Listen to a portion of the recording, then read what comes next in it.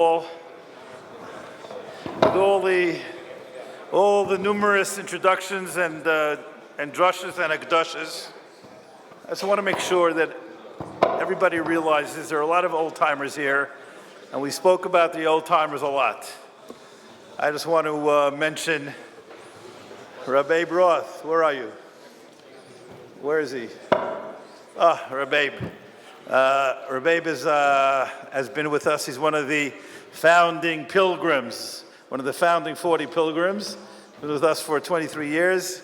Kanai Nahara, Kain Yirbu, and has a special nachas of learning together here with his son, Chaim Meir. So we would like to, in addition to welcoming all us old-timers, I want to make a specific welcome. There are a lot of new, young people in this room here today, and we give you a special yashakayach. Many of them from the Ira Taira Lakewood and its suburbs, and we give them a special yashakayach, and we hope to see many, many more young people here in Mir Tashem going forward, because that's in Mir Tashem the success and tzlacha of this Kiddush Hashem and Ribu Kvayt Shemayim. Okay, Rabbi Sai. So I want to thank the three Chashuv Iyunim that you see sitting here, Rabbanim Ga'inim, for the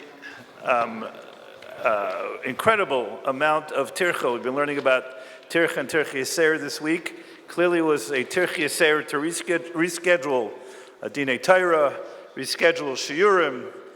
They all have very active and Baruch Hashem special kehillas, but they work, as the new saying goes, 30 hours a day, 8 days a week, Anaya Hamsara, and we want to thank them here for coming here to share their mastery of the subject. The way it's going to work is, each Dayan is going to give a brief introductory statement of one of the aspects of the Halacha that we learned today. Obviously, today's session, and we hope this will be true till the conclusion tomorrow, will be an attempt to tie together Halacha, Limaysa, all the concepts that we heard from the Rosh Hashivas and for the Rabbanim, and try to make this into a real world, things that are negate to us on a daily basis. Who's going first? Okay, so our first presenter today is a guy of Ari Marburger, who's been kind of shame as Reish Medabrim and Bechol Mokaim in Inyani Chaysh Mishpat. Harav Ari.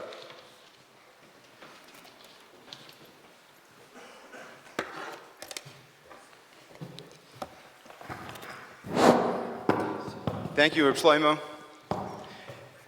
So I'd like to begin with just a brief summary of the halachas of Oni Mahapa, not focused on the lumdus, not focused on pshatav of the sugya, but focused on the practical applied halacha. One brief introduction is that the halachas of Oni Mahapa and halachas of Hasagos Gvul are different than most other areas in Chodesh Mishpat. You don't own your clients. You don't own your employees, and you certainly do not own your industry. We are not dealing with a skosmamoin, with a bailos that are subject to the regular rules of Chodesh Mishpat. And therefore, a question that comes up, the type of svaras that the place can deal with are very different. We'll deal with svaras of Pseida de Moicher. We'll deal with concepts of Pseida de Lukuchos. We'll deal with an idea that a Talmud Chacham is treated differently than a regular civilian. If I own something, if we're trading cattle, these type of svaras don't really exist in halacha. You go to the Chancery Division, Equitable Court of Law, Lahavdil, they deal with these type of public policy issues.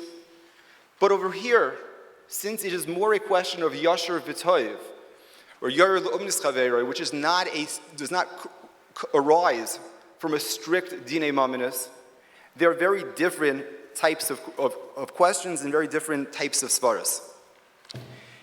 The other point that flows from this idea is that much of the sugya involves attention. Whenever we protect a seller, the fewer the sellers there are in the marketplace, the lower the supply, the higher the prices. Whenever we protect a buyer and we prevent other people from bidding, there's lower demand, the price is going to drop. So one of the great tensions throughout the sugya is that in halacha of yashar v'toyiv to one party may adversely affect somebody else. And when do we say the rights or the yashar v'toyiv to the buyer outweighs the effect on the seller, and vice versa? So this is one of the great tensions that we'll have to deal with throughout the sugya. And one last point is, because we're dealing with yashar v'toyiv, the yasisa hayashar v'toyiv is really a general klolius degamitzvus aseh. It's the idea that the Ramban explains that after the Torah gives many rules and specifics of Chosh and Mishpat, the Torah cannot legislate what to do in each and every situation. So there's a general idea of do what is yashar v'toyiv.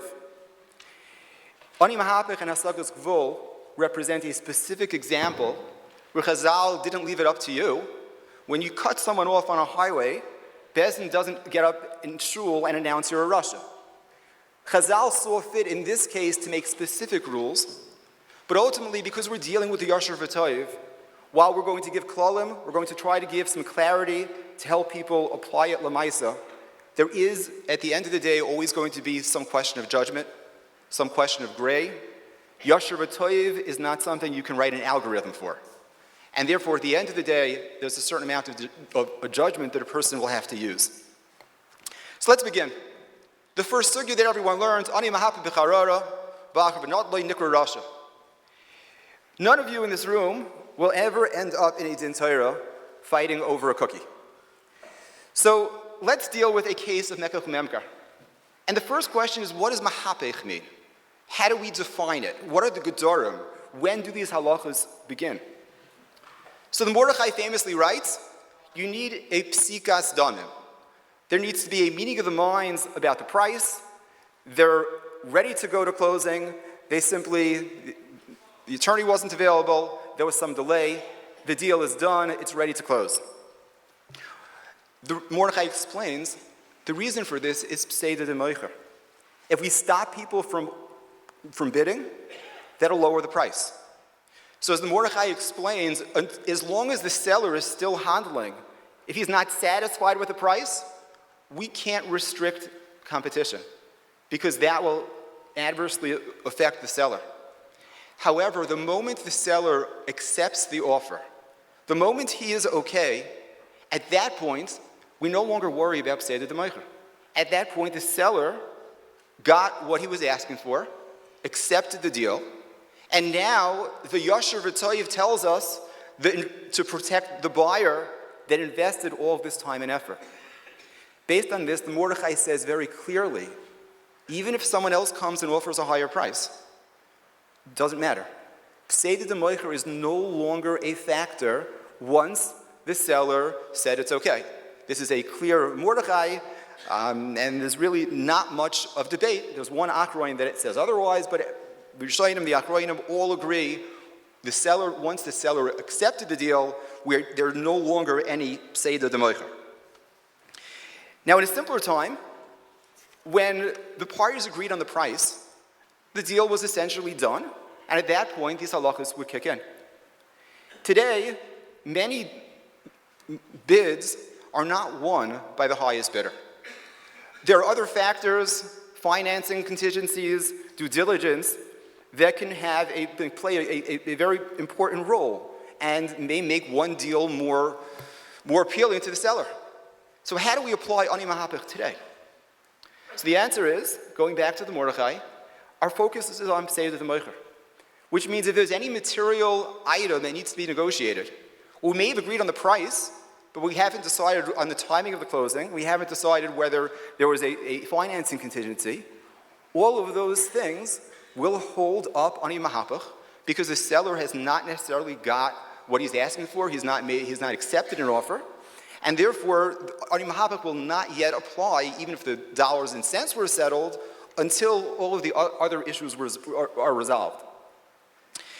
What that means is, if you want to drive a hard bargain, you want to play hardball, you can do so, but the cost of that is that until you come to an arrangement on all of the major terms, Oni Mahapa will not apply, and anyone else is free to jump in and make a competing bid. This is the Dina de Shulchan Aruch. The Prisha extends this halacha and says it applies, Oni Mahapa applies not only when there's a final meeting of the minds, but when the two of them are close enough that absent anyone jumping in and interfering, this deal is happening and it's imminent. The Prisha says that would also have Oni Mahapa. Some understand this to be a minhag, others understand it to be mikar hadin. But either way, this is extending the idea of Oni Mahapa, but it extends it only to the point where it is clear a deal is happening and it is imminent.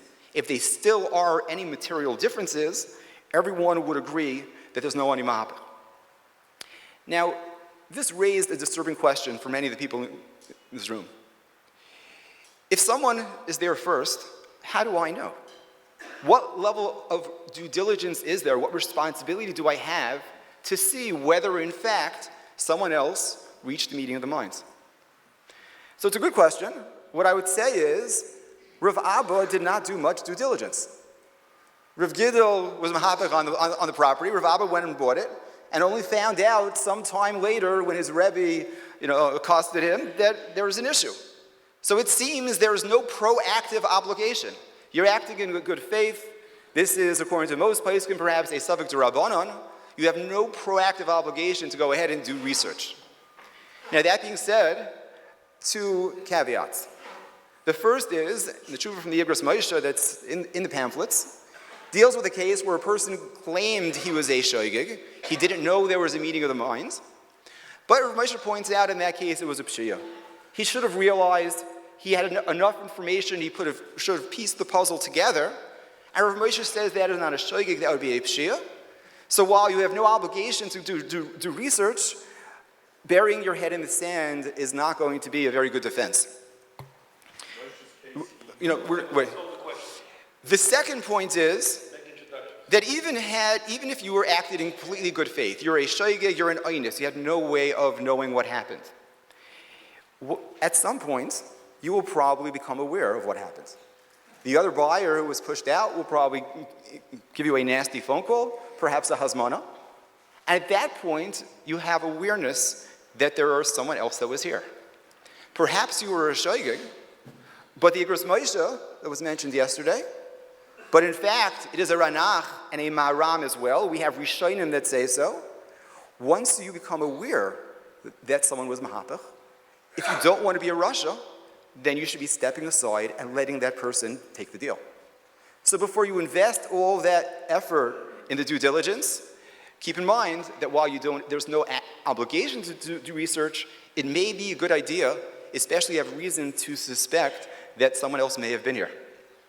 And lastly, even if one were to argue and say there are opinions that hold shoygig does not have Oni Mahapach, but that applies after the fact.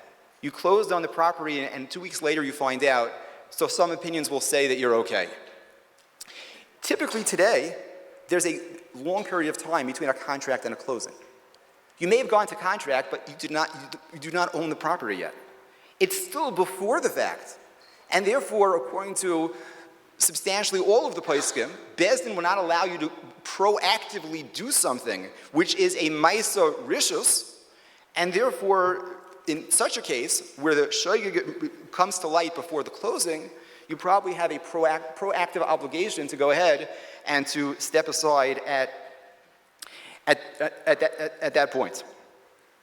Now, if the seller refuses to go back to the first buyer, it's a lower price, he's just not interested. So if you acted in good faith and there's no way to rectify it, you're free to close. But assuming the seller is willing to, once you back off, he will accept the other offer, then that will be the right thing to do. One last halacha is that because we're dealing with a concept of nikra rasha, we're not dealing with a bias, we're not dealing with an ownership. Ultimately, this is something that a person has ne'emanos on. If there's a question of fact, if the person claims I acted in good faith, the person claims I have a particular heter, and the counterparty disputes it, Because it's a person, the question is a question of him being a Rosh or not being a Rosh, not a source mammon. A person would have ne'emanus. And therefore, in a din Torah, more often than not, the person who's accused of being a Rasha has some level of defense. He has a story that justifies his actions. And assuming this is a somewhat plausible story, there's no burden of proof, there's no shvua, doesn't require any edim, and he would have ne'emanus to say that he acted correctly. So this is just an introduction for the first aspect of Oni Mahapa. At this point, I'd like to call upon the Av Bezdin, Harav Yisachar Tov Kahan, my mentor and Rebbe, to continue the sugya. Thank you. All right, and the way we're going to work it is going to be 3 introductions. Then we're going to go to cases. During the cases, we'll take the questions. Okay? This is the first time I'm here, and I'm totally blown away. What a Kiddush Hashem.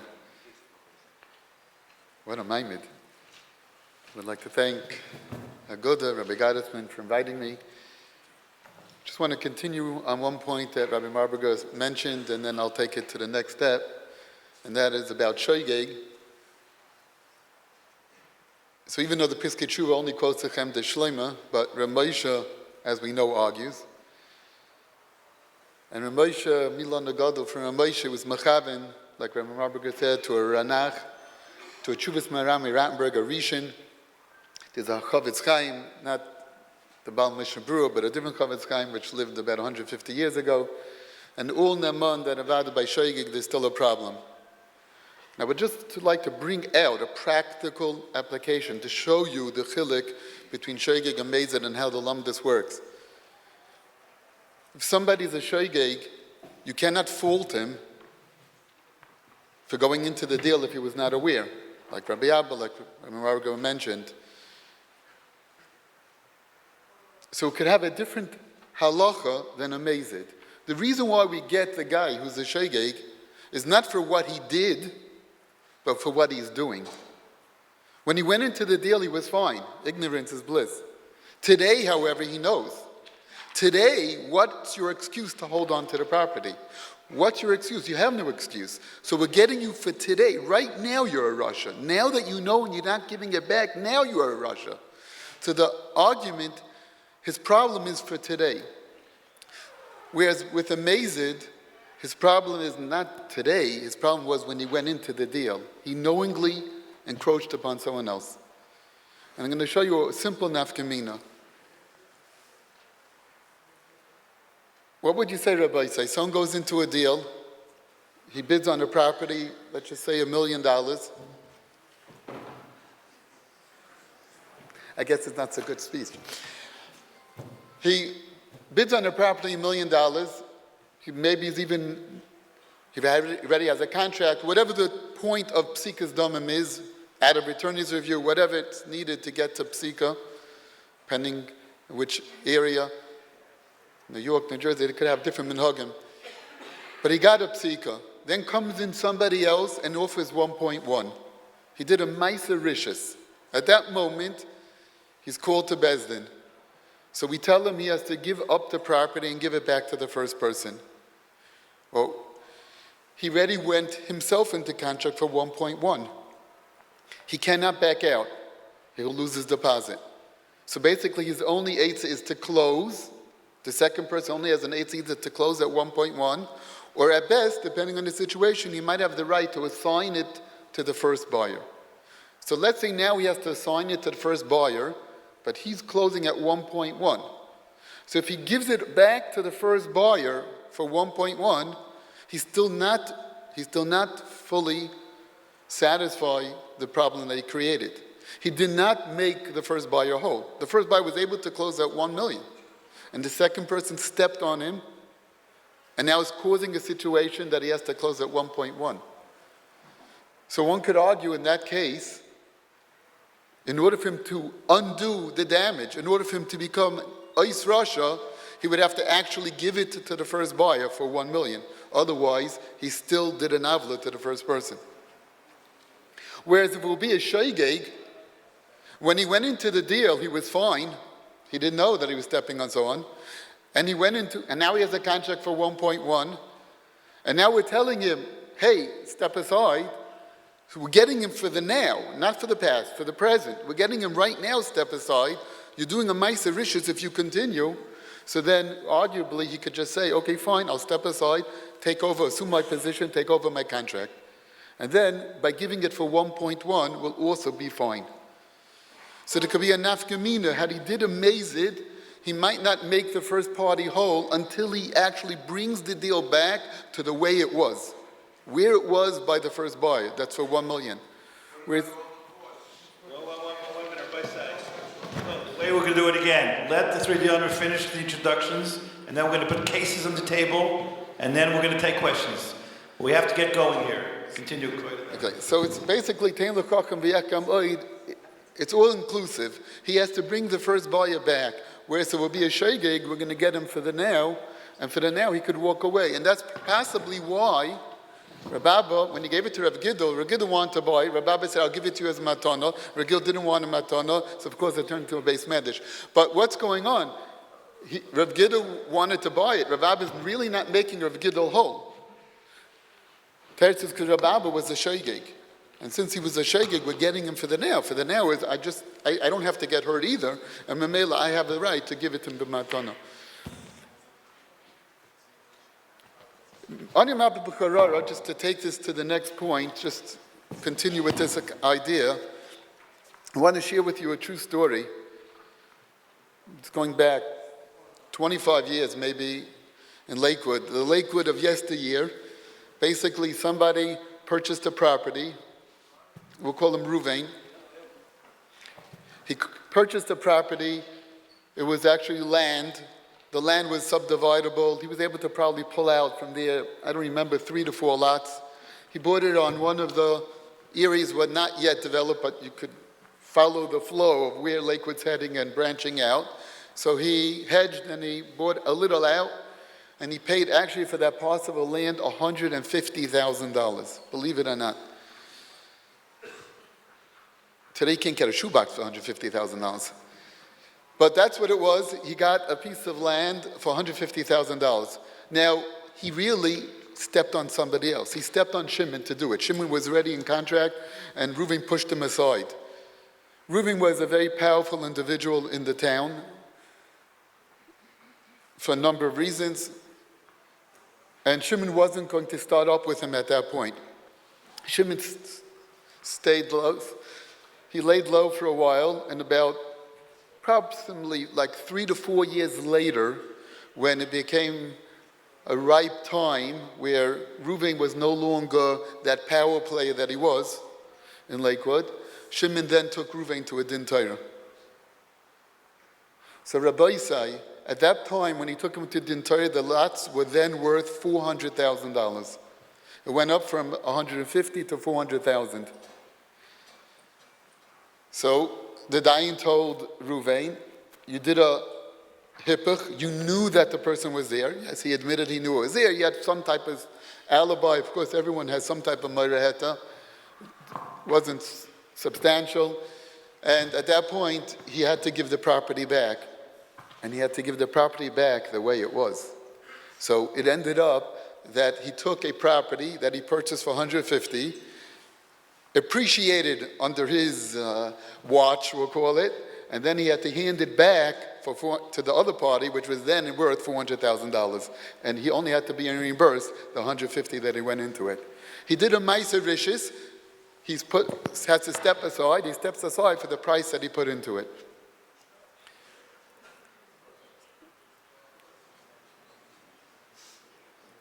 There's no statute of limitations on Oni Mahapa b'charara. Obviously, if the person's moichel, he's moichel. In this case, he wasn't moichel. He just couldn't speak up at that moment. I want to move on to one more topic, which the Iyunim already went through. I'm just going to give you a chazar sashir, lay down some of the groundwork. Maybe there'll be some chiddush and practical applications, and that is the concept of Mithia. We all know that it's a machlokes Rashi and Rabbeinu Tam. Rashi holds Oni Mahapa b'charara is to be taken literally. He was being mechapek on a charara in the street, and therefore it's even by Davish al Hefka. Rabbeinu Tam argues, and Rabbeinu Tam says, we do not have the concept of Oni Mahapa b'charara by a davar shel hefka. And the reason is because the second guy can't get it anywhere else, so it's not fair to him to push him aside either. If it's mekoch or memka, he could get somewhere else. If it's some type of item that he can get somewhere else, even if it's a free item, but he can get it somewhere else, like the Ilam Sur in Tyson Baba Basra, by the dog, it's a free item, you can get it somewhere else, and therefore it's still considered a rasha. As long as you can get it somewhere else, it's a rasha. If you can't get it somewhere else, that's a concept called hefka, Mithia, and Rabbeinu Tam holds it's fine. Mechaber brings down both shitas, the Yeshayimrim and then a Yeshayimrim, and the Ramah paskins the Chaynika like Rabbeinu Tam. So therefore by hefka it's mutter. There's even a mashmois in the Mechaber that he passes like Rabbeinu Tam, because in Siv Beis he brings down Malamed. And the lumdis of Malamed is from Toises, at least, is apparent that it's based on, it's a davar shel hefka, which we'll hopefully discuss shortly. But basically, by hefka, you have a seemingly Mechaber that also goes with that shita that hefka is fine. And that's how the Ashkenazim understand Mechaber as well. Amongst the Sfardim, however, I don't know if we have Sfardim in the room, but amongst the Sfardim it's a big debate because there are different klolim how to understand the Mechaber when he has a Yeshayimim and then another Yeshayimim. Do we pass him like the first Yeshayimim or we pass him like the second Yeshayimim? Some say we pass like the second Yeshayimim, which would be indicative that the Mechaber actually is Machmir like Rashi. But at least for the Ashkenazim, we pass him like Rabbeinu Tam.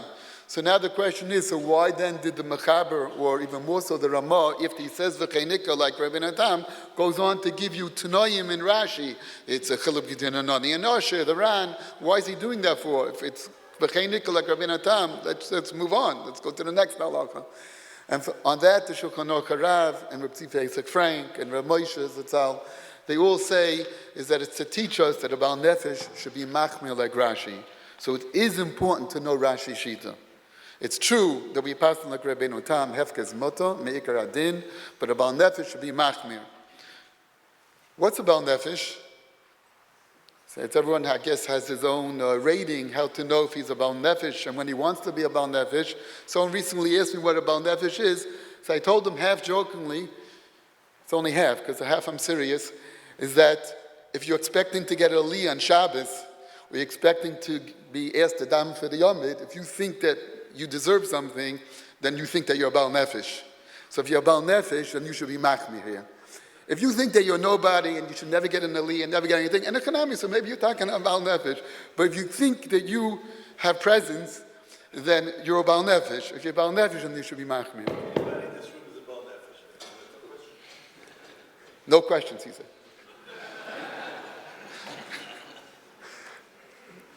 Okay, so now we have the concept that Hefka is mutter, but the Baal Nefesh is supposed to be Machmir. This halacha of Hefker was now extended to Malamed, the concept of a Malamed, where it's something unique. It's something special. I need that Rebbe to spark, to ignite a fire under my child. I need that Rebbe to ignite, to connect with my child. So even though you have that Rebbe, but I have a right, Taisa says, to take that Rebbe away from you. Why? Because I feel that he's the perfect fit for my child. If I don't feel like that, I have no right to do it, because then it's not hefker. It's only because he's so unique, he's so special, his quality traits that he has, mamish will connect with my child. Then Taisa says it's fine because it's considered hefker. And the person want to know, could he still get another person like that? If you search high and low hard enough, you'll be able to find such a person. And on that, the Paiskim, the Kadmainim already, give two reasons why over here searching is really not an option. Normally, we always tell you go somewhere else, even though it takes time to go somewhere else, and even though there's a tirka to go somewhere else, like the Sma says, and it's still considered asak. You could get it somewhere else. Tirka is not an excuse. But over here, the Paiskim say is because every moment of Torah, the bittul Torah that my child's going to have, that month or 2 months, till I find that another perfect Rebbe for my child, what's going to be with my child's learning? For that month or two, I'm done. What's going to be? People will give anything up that their child should be able to learn, that their child shouldn't go idle, that the child should be ignited. And Mamela, if that's the case, so I don't really have that option to dally, to find a month or two another Rebbe. I don't have that time. And Mamela, that's why the uniqueness of the Rebbe, we could deal with that right now, and therefore it's considered hefka. Others say that it wasn't typical to search or bring in Rebbeim from other neighborhoods or other towns.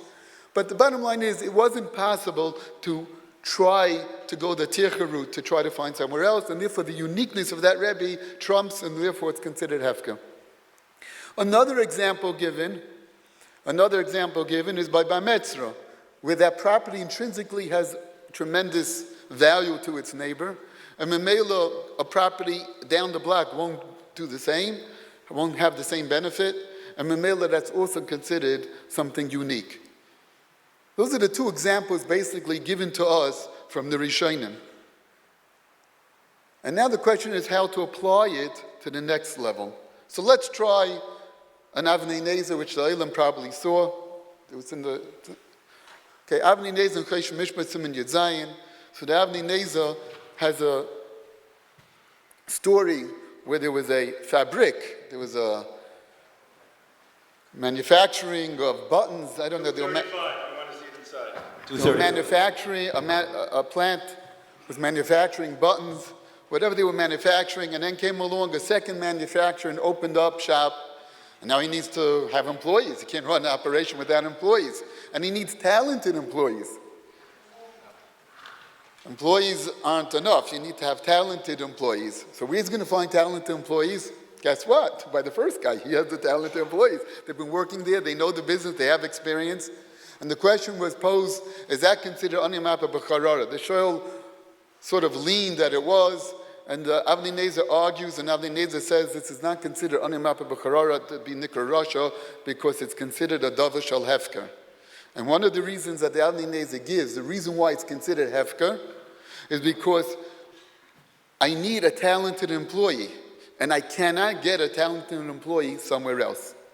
And for that type of employee, that key employee, the CFO, or the person who's going to be running the machines, who knows how to run machines or buttons, I can't get somewhere else. And Mamela, it's considered a davar shel hefka. That's the Avnei Nezer's heter.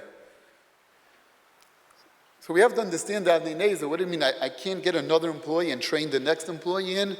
What's the story? He doesn't really explain. If it would be just a matter of time till I train the next person in, then maybe you're supposed to be doing that. You have the tirch and you're supposed to be doing that. Perhaps he's talking about a case where even if I would train the next person in, he still would not have the experience, the years or decades of experience. And that takes decades to acquire. And therefore, I could train him in it, but I'm never going to catch up. It's going to be a long time till he really could run an operation, and I won't be able to run my company without him. He doesn't really explain, but it must be something unique. It's not just a tircha aspect. Kol shekain, if it would be that the reason why this employee is talented is because the first factory trained him in, so then one could argue that it's even worse, and you have Rabbeinu Meir in Taisis. I don't know if the Iyunim saw the Rabbeinu Meir in Taisis about dog. So Rabbeinu Meir in Taisis has a certain kedushin that you're trying, I have a net here with fish, I'm catching this fish, there's already bait, I'm going to catch the fish, and you're coming along and saying, well, there's no better place in the world to put out a net than here, because you already put the bait. I could just put my net and I get free fish. And to which Rabbeinu Meir says, no, that's funny, that you can go somewhere else. You can't go somewhere else, you're right, without having bait. You'll have to put your own bait, but you can't piggyback on me. I was the one who put the bait here. Had I not put the bait here, you could go anywhere in the world. Atlantic Ocean is pretty big. But the reason why you're coming is because I put my bait here. So for that, I can tell you to go somewhere else and put your bait somewhere else, and you'll catch a fish. And that's also considered not a davar shel hefka, because you can go somewhere else and do the exact same thing I'm doing. So if the reason why this person was unique was because the first company trained him in, so the first company can tell the second company, do the same thing, train your employees in. I never asked you to go into my business, in my industry, train your employees in, just like I did. And when Meir, according to Rabbeinu Meir, you could again tell them, do the exact same thing I did, and you'll be able to find employees elsewhere. But to apply it, I just want to give one application, and I'll pass the podium along, but to just apply it is, let's try to bring this home, pun intended. And this is unfortunately all too often. A person has a cleaning help in the house. And let's say you share the cleaning help with a neighbor. So you're taking half the morning, you take the morning and they'll take the afternoon, you take half the day and they take half the day. And Baruch Hashem, your family is growing, and Kanai Nahara, and now you're at the point where you feel that you need more hours. So now you need a half a day cleaning lady, but now you have to expand it to a full day cleaning lady. So what better cleaning lady is there to have but the one that you already know, the one that already is trained in your house, the one you already trust with the kids, knows your kid's schedule, knows how to deal with the household. You could just leave during the day. Again, I'm not talking about kashrus, but you could leave during the day and just your shiksa could do whatever she needs to do in the house. And so for me, this is a mamish, a windfall of a deal. I could just take this shiksa that I have and convince her that it's better off working the whole day in my house than 2 half-a-days. Because basically in every house she goes into, she goes bottom up. First she starts with the toilets, they always go the worst chores first. So if she stays by me the whole day, she'll end up just being like taking care of the kids in the backyard, pushing them on swings. I don't know what, but she'll end up in a better position, give her more pay, and convince her to stay by me.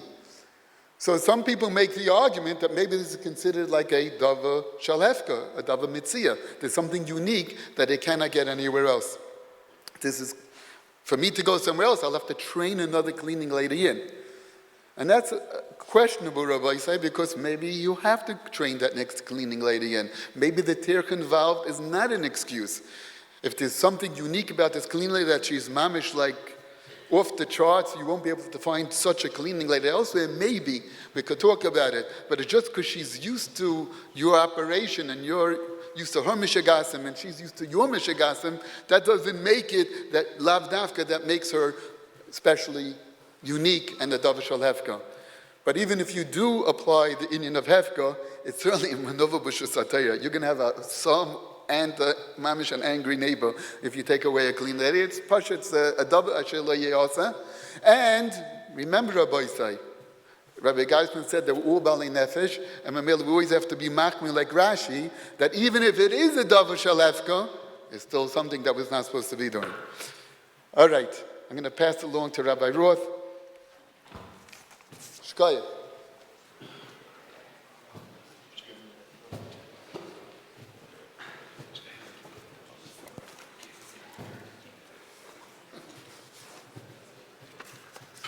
While I'm not better than my colleagues, my minig always is to wear a hat when I give a drasha.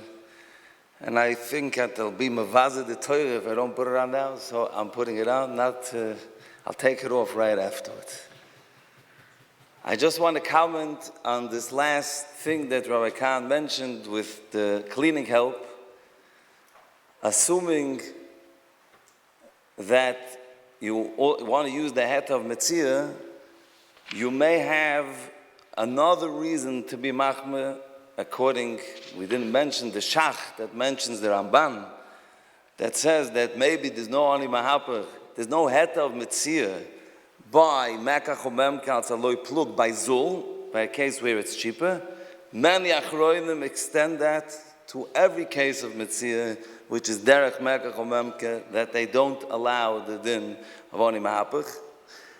So that's another point to take consideration of. And one more, I want to just say one story that I was asked just a few days ago.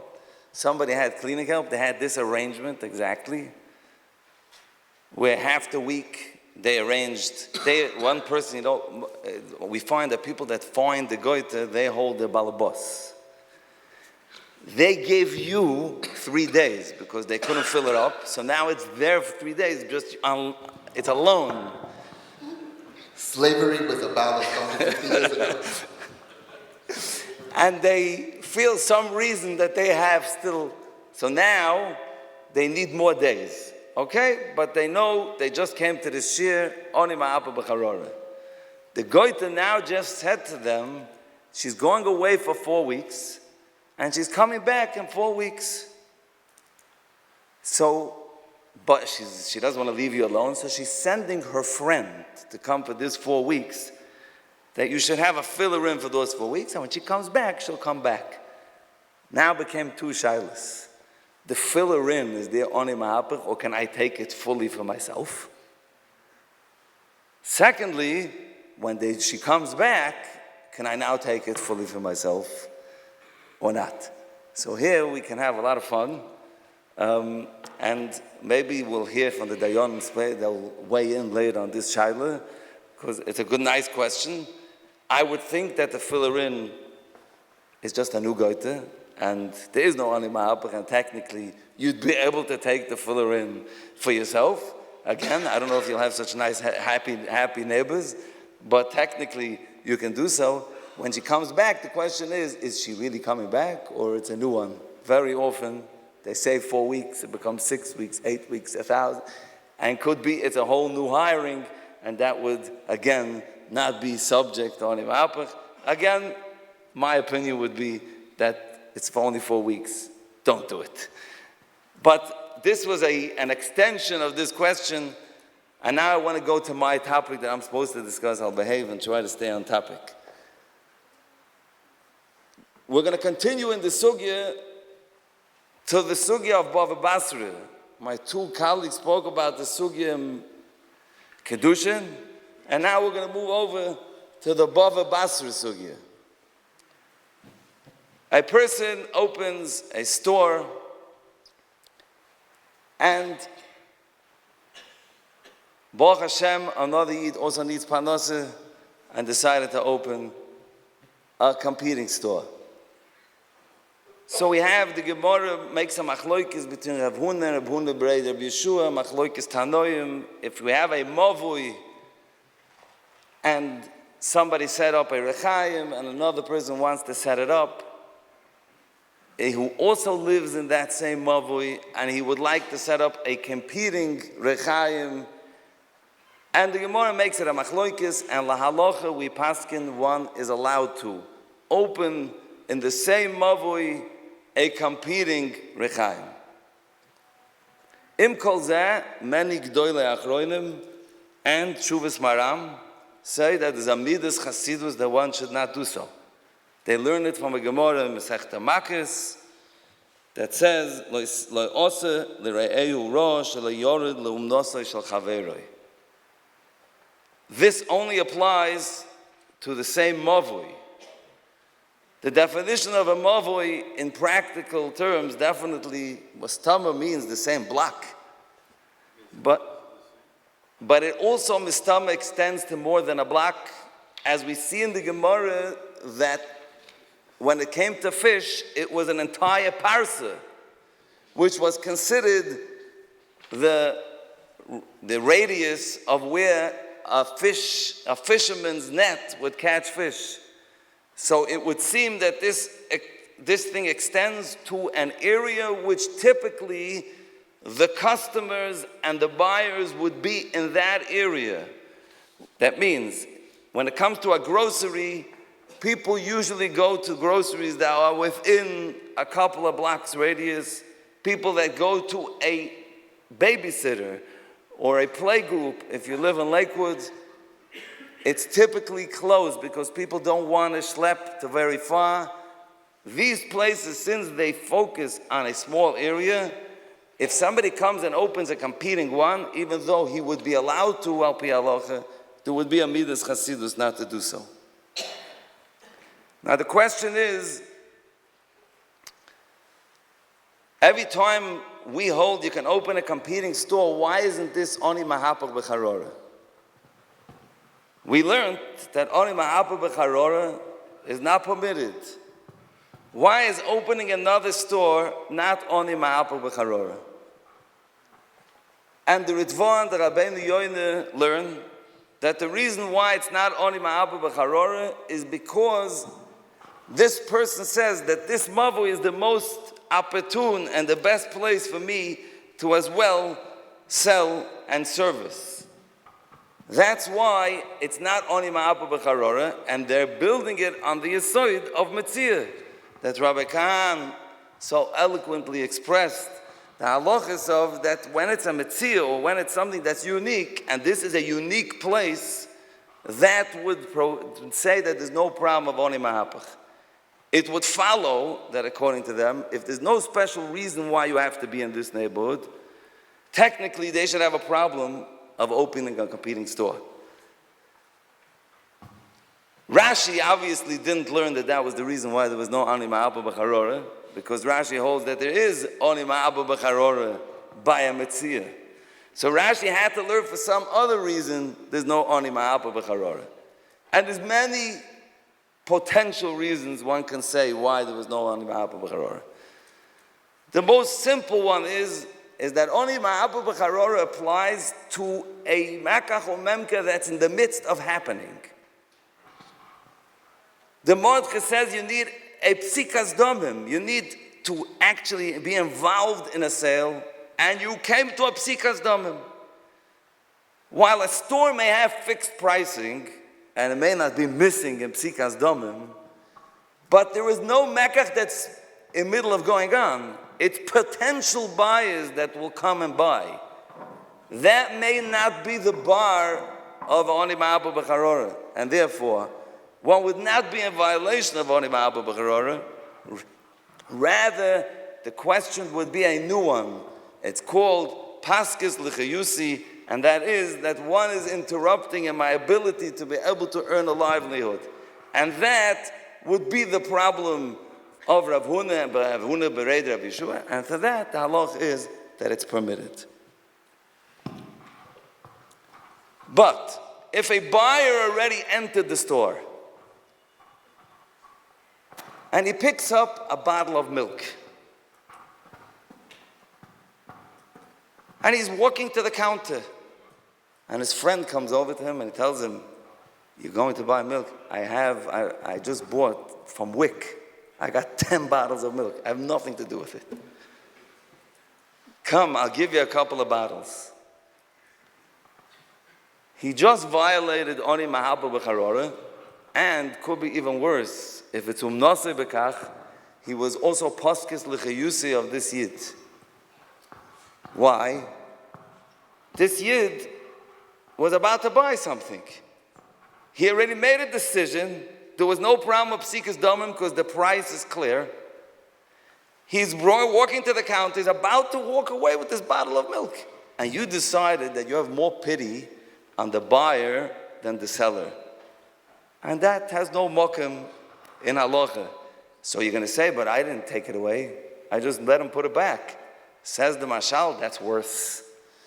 Because if you were going to gain something, I understand. But what did you gain from just taking away the sale from this guy? You're bleeding heart for this buyer?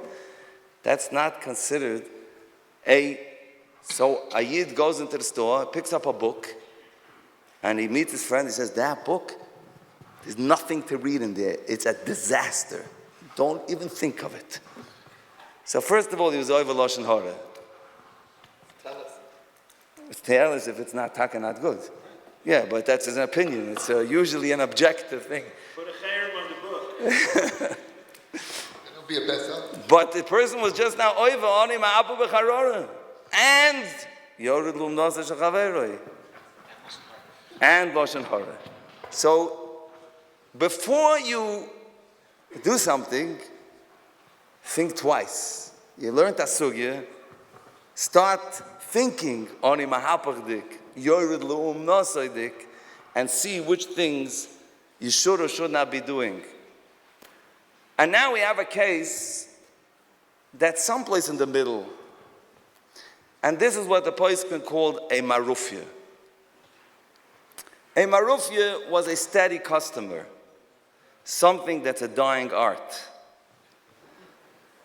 The older people in this room know what it means to be a steady customer. They're loyal. They're taka like fish. The young ones are Amazon, eBay, fishing around, surfing around, Googling around. They don't want to pay an extra penny. They still think that they're going to be making money by penny pinching. But ultimately, they have less than bonus to a seller. But there was a concept, and there still is, of Marufia, where people are a customer that's loyal. They can say they're buying by someone. They're using his services all the time, multiple times. The poskim say it has to be more than 2 times, maybe 3 times, maybe we shouldn't pick a number. He's loyal, means he doesn't go to different people. He can always uses. We have a nursing home that always takes services from a certain place. We have a person who's all the time buying insurance from somebody. He's all the time using credit card services from somebody. He's using an accountant all the time. Oh, accountant, I'm not allowed to talk about that. He uses somebody all the time. He does business all the time with somebody. And that is the concept of Marufia. Now, while Marufia may be something in between a store and an Oni Mahapa b'charora. Again, if we're going to call the Oni Mahapa b'charora is an active deal that's in the middle of happening, and we're going to call a chanus, not an active deal, a potential deal, but it's yored lu'um noseh shel chaveroi, but something that's not active and it's going to happen, we say it's mutter. A chanus, you're allowed to compete. An active deal that reached a piece of domim, you cannot. Where does this fall in? This is something that's not an active deal. Lav dafke. It's always potential. It's always happening because it always happens. But we're not dealing with something that's now on the table, an active deal. But it's different than a store. A store, the guy may show up. The guy may not show up. He may go to a different store. He may decide not to buy in the store. Maybe he's going to go on a tainus sigufim and not eat. But a customer who's coming all the time and he doesn't stop, he's like a fish that smells the bait and comes and is getting caught. He falls someplace in between Oni Mahapa b'charora and opening a store. And here there was a big debate what the halacha is by a Marufia. Many poskim said that it's osur. Many said it's not osur. Some said it was so osur that Bezdin actually takes it away from him. Some said it's less than that. It's just like Oni Mahapa b'charora. Some said it's mutter in ganzen. And exactly why every opinion is that way would be too detailed for now. Suffice it to say, the halacha and the minig in all doiris was that Marufia was mutter. Why that is a discussion. And some say that the reason was simply because if the Yid didn't swipe in and take it, the Goy would. And there's those poskim who say that where we have a Marufia, which is all involved, it's a totally Jewish, where there's only Jews involved in the industry, very few, there's no real competition from the outside, that one should be more machma Marufia. There are shittas in the poskim, that's the shitta of the Masas bin Yamin and the Marshal, that if a Yid is a steady client, it's more chamor. Either way, Marufia is something that one should definitely, even if he's not so machmer on the chanus, to be amidus chasidus, there's definitely amidus chasidus for one to be makpid on Marufia, especially if you go with the Ritva and Rabbeinu Yoine, many times it will turn out to be Oni Mahapa b'charora. So I just want to go back to the stories that I get, 2 of the things that I get, because these are very, very typical things. Somebody has insurance, let's say, has property insurance with somebody. So another broker reaches out to him and he says, maybe I can do some business with you. You know, I'm sure most of you get such a call at least once a week, once a month, once a year. Can I do some business with you?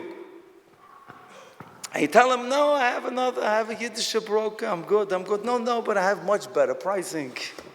And I could do things for you, and I could do this for you. And he sells him the Brooklyn Bridge, and maybe a different bridge and a different tunnel.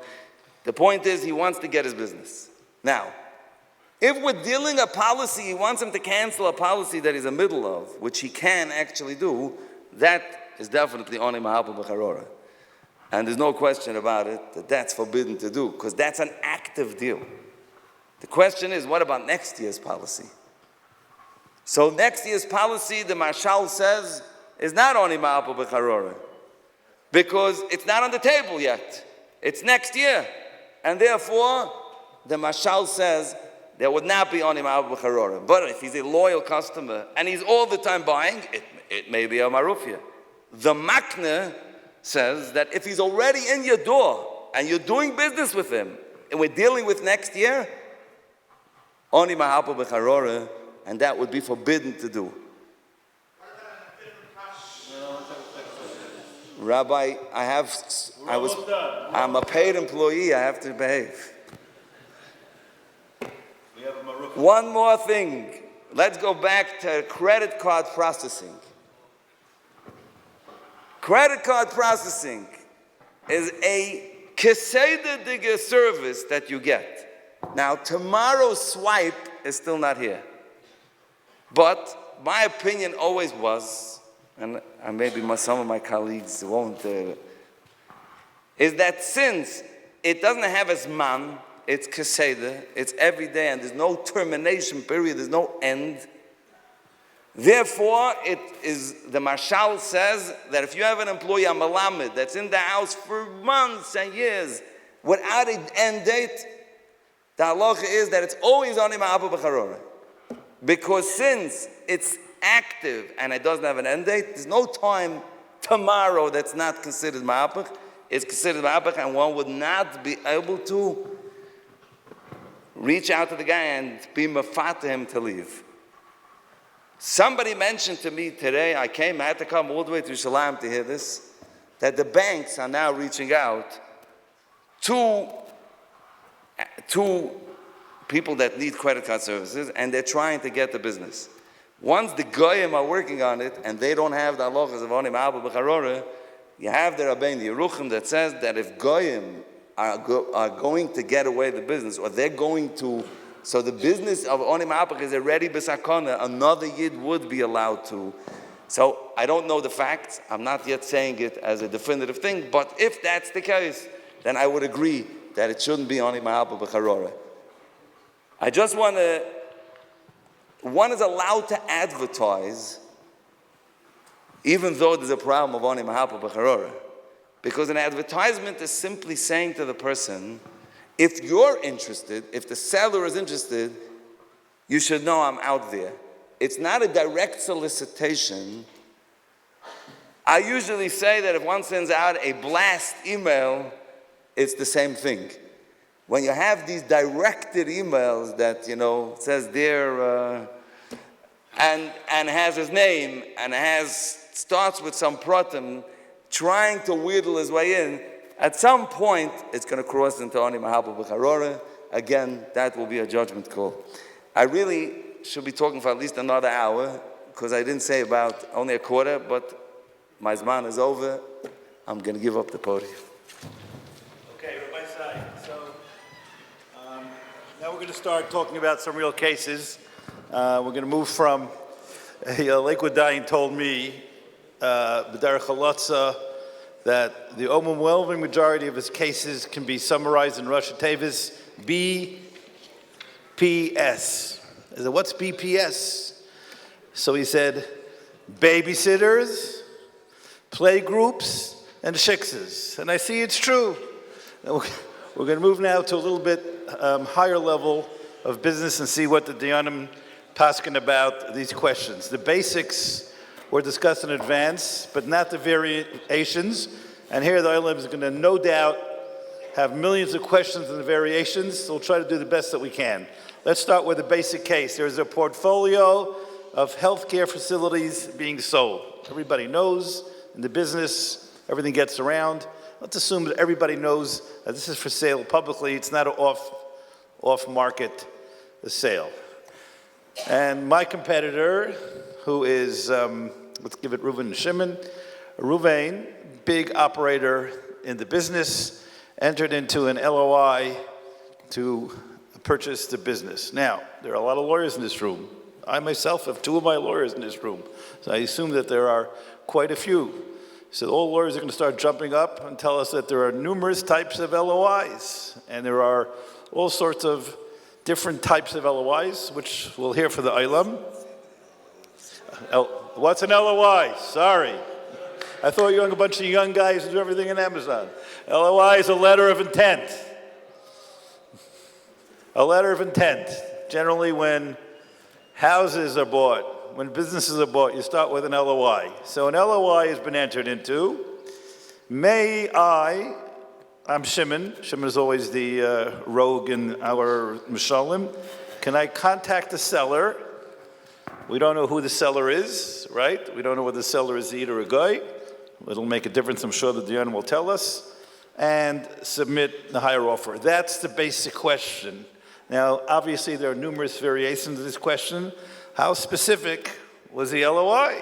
We got to see the text of the LOI. We found out this morning that in the case of the battle between Slavit and Vilna, the facts make a difference. You need to know exactly what the Mithia is. The first thing that the Iyunim are going to ask for, and they'll tell you, is let's see what the text of the LOI is. Are there contingencies in the LOI? Does that make a difference? Are there financing contingencies? Any lawyer in this room will tell you when they do an LOI, they're going to bedafka leave as many contingencies in the LOI as they possibly can to protect their client. Is that a pisuk damim or not? Okay, so let's open it up to Dayanim. And in this case, we will take a reasonable amount of questions to the floor as long as we don't destroy the entire operation. Okay. Reasonable, wasn't it? Roy Marburger. Okay, so this situation really raises 2 questions. The first that you alluded to is an LOI, is a letter of intent, qualify as a piece of done? Now the Mordechai said, the Ikar Halacha is, in Shulchan Aruch, you need a piece of done. You need all the terms are finalized. The parties are ready to make a kinyan. It's simply the attorney is not available. Now, does a letter of intent qualify according to Shulchan Aruch? Clearly not. It's not even close. Now, if we go to the Drisha extended the minhag and said if the parties are still negotiating, but they reached a point where absent any outside interference, a deal is imminent, Oni Mahapa will apply as well. Does a letter of intent qualify for the Drisha? Certainly not. There's many LOIs fall through. The ones that ultimately close, there's a process and a fair amount of time that passes through. And therefore, at first glance, open shut case, there's absolutely no Oni Mahapa. That's the response I would have given had you asked me this question yesterday. This morning, while everyone was tumbling and learning and discussing this type of question, one of the attorneys mentioned that in many LOIs, they'll write that the seller is committing not to negotiate or show it to any other parties while the buyer is doing his due diligence. It's called no shop clause. No shop clause. Now let's take a step back for a moment. What is the source that Oni Mahapa will not apply until there's a piece of done? The answer is, the Mordechai explains, Seder D'Moicha. If the moment someone starts negotiating, everyone has to stand down and can't put in a counter offer, the seller will not get what he wants. Once there's a piece of damim, once the seller is satisfied, we don't have to worry about Seder D'Moicha, now we shift to protecting the buyer. Why do we care if the seller is a guy? Light plug. Light plug? Such a Light plug, concept yes. of light plug in such a Yeah, case? there are brings down. It does make a difference. So now let's go back to our case. If the seller commits not to take other offers, does the concept of Seder D'Moicha apply? No. The seller is saying, I'm happy with this deal or this LOI. I'm willing to go through the process and I'm willing to commit not to go elsewhere. So we have a fascinating situation. Under the rules in Shulchan Aruch, open shut case, no Oni Mahapa Harav. Everyone's free to do what they want. If we go back and look at the reason that the Shulchan Aruch is based on, that without a psikas domim, we have a concern of say the Meir. When the Meir waives that, Oni Mahapa should apply. So what we do, if we follow the rules of Shulchan Aruch, then there's no Isser. If we look at the reasons behind the psak, the Isser should apply. Now, in most of Choshen Mishpat, if there was a takana was made over here, we have loy plug, we have this all the time, we follow the rules. But let's go back to the point we made in the introduction. This is not a Gzeras HaKosov. It's not a limud, it's not a yafusa, it's probably not even a takana. The Torah says, Vos yisah hayosher v'atoiv. Chazal interpret that to mean that if one person invested time and is close to a deal, other people who have the opportunity to go elsewhere should not interfere. In this case, it is clearly not Yashar B'Toyev to interfere with the process. The rules say the Meir are good, so it's not the rule. Forget the Takan. But the Pasuk says it's Yashar B'Toyev. And therefore, I would argue that since it is clearly not Yashar B'Toyev to interfere in this case, and everyone else should really be standing down. Let me ask Rabbi Roth, would it make a difference the person will claim, Shimon will claim, it was a sealed auction bid, I didn't know anything, I don't know who I'm bidding against, how would I possibly know? Does it make a difference? And what's your psak on that? Before I answer Shlomo's question, I want to be the boirer for the other side. And at the Torah, We'll let the Abbez and Paskin then, yes? when at the Torah, many times there's a concept of two, each dying, trying to be mahapach b'schusay. It's not the same like Oni Mahapa b'charor, but it's the same definition. Being mechazer to trying to see if we can be matzdik the other side. So Rabbi Marburger just took the position that if you have an LOI that has a clause that doesn't allow the moicha to show it to anybody else, it may become like a piece of duma and become Oni Mahapa b'charor. First of all, while it's true that many learn like that, the Vilna Goyen in Shulchan Aruch doesn't seem to learn like that. He seems to learn that a pisuk domim, the necessity of a pisuk domim is because a hipuch needs a certain degree of hipuch. It needs a certain amount of involvement. And until you reach a pisuk domim, that's not considered that you reached the level of hipuch that's necessary. The raya to that is because if that would not be true, there would be Pseidah de Moicha. But Pseidah de Moicha is simply a raya that's the level of Pisuk Dam. So Rabbi Marburger was taking the position that really you don't need Pisuk Dam. You only need that there shouldn't be Pseidah de Moicha. And in this case, he's saying there may not be Pseidah de Moicha. There is an alternative interpretation to this Ramah, and that's the Vilna Gaon's interpretation. And if you go with that interpretation, then I believe it would not be on the Mahapa b'charor. Just one minute. I have one more point to say. And then I'll let you scream a bit, and then I have to answer Rabbi Shlomo. One more point I have to say is, let's assume for a second that Rabbi Marburger is correct. And that the definition of, I'm just being Mahapa. And the position of, I want you to see what goes on behind the closed doors. We fight. What happens if it's true. It's only Mahapa. It would meet the Pseidah de Moicha, and we go with the Svara of Pseidah de Moicha, and there's no more Pseidah de Moicha.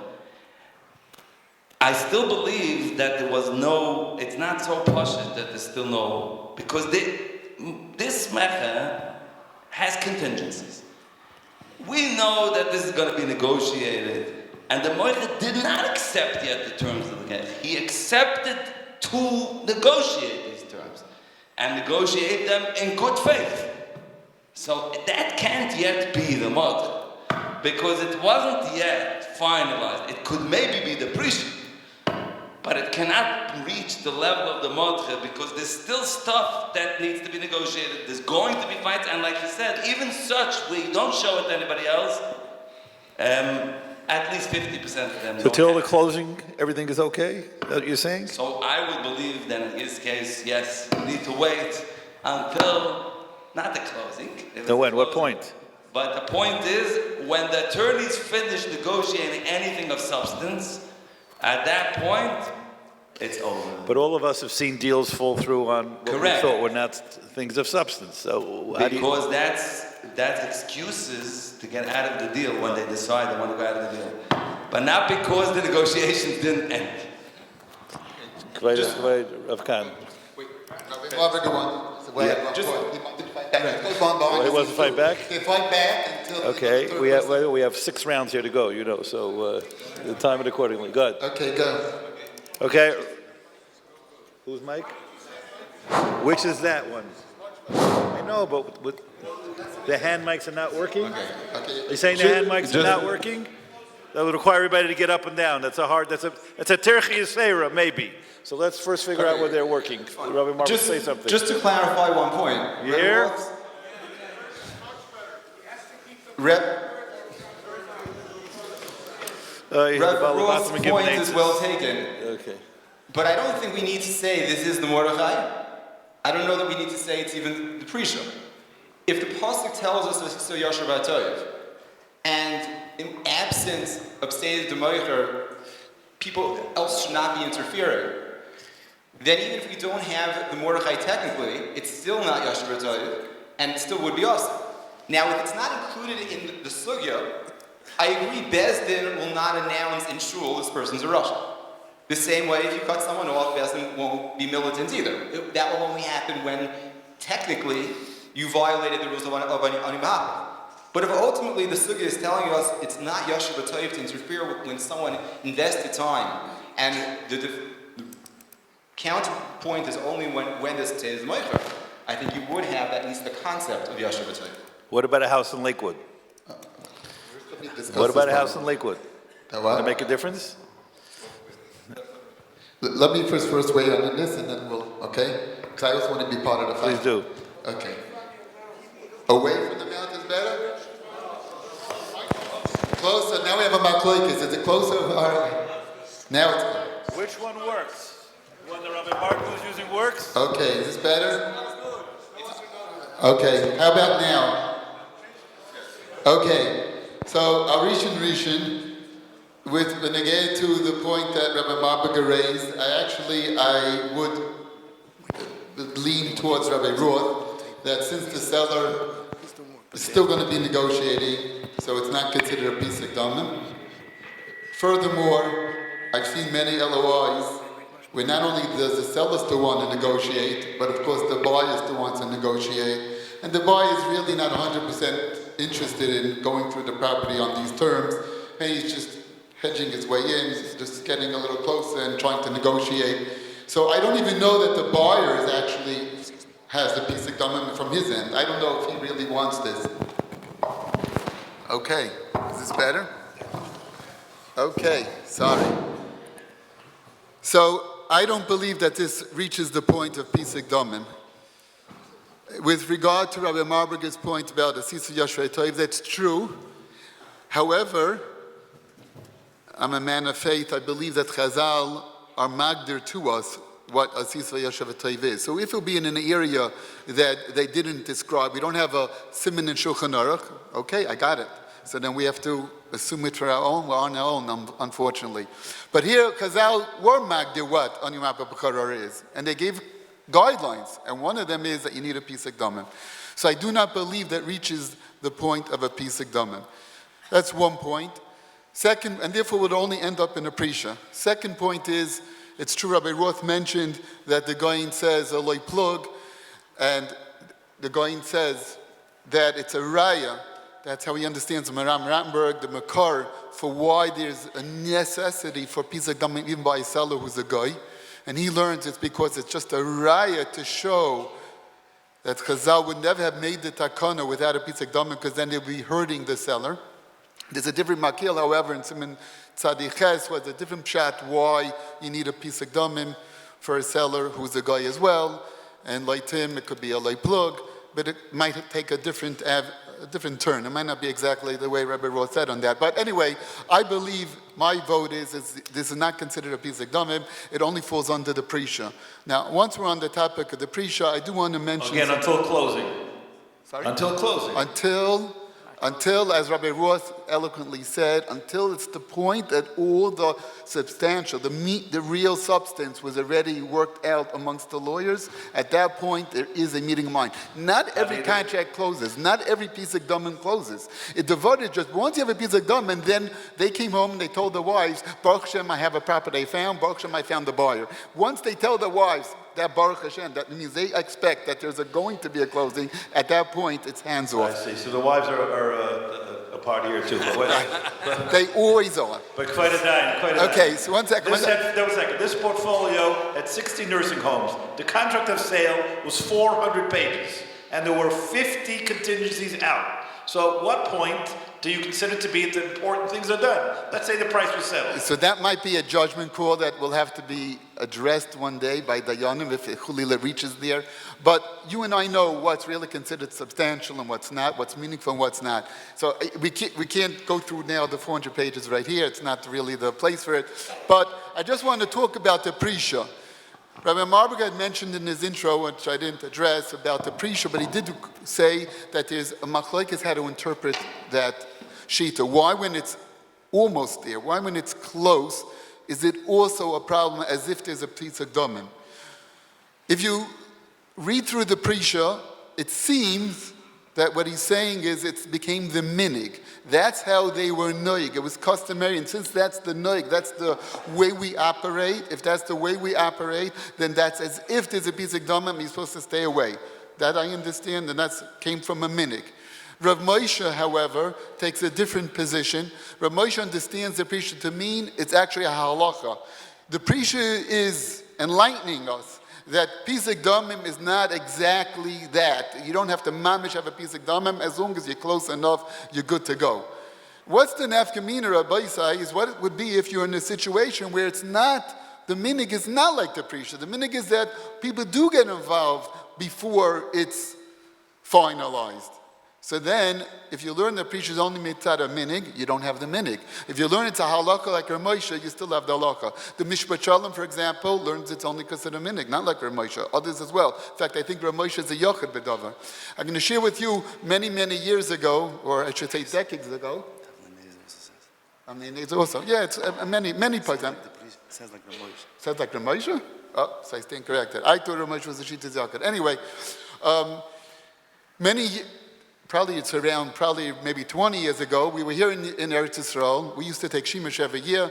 So I discussed to ask my Rebbe, Rav Nissen Karelitz Zatzal, what's the minig here in Eretz Yisrael? Do we go with the Prisha or not? So Rav Nissen told me that in Eretz Yisrael we do not go with the Prisha. He said he cannot speak for America, but in Eretz Yisrael we do not go with the Prisha, and everything is open until we have a mamish, a piece of damim. Then we went to Rabbi Yoshev Zatzal, and we asked Rabbi Yoshev the same shaila. I wasn't the poser of that question, but one of the other Dayanim posed the question there. And what Rabbi Yoshev did, it was an amazing act. It was like almost a comedy.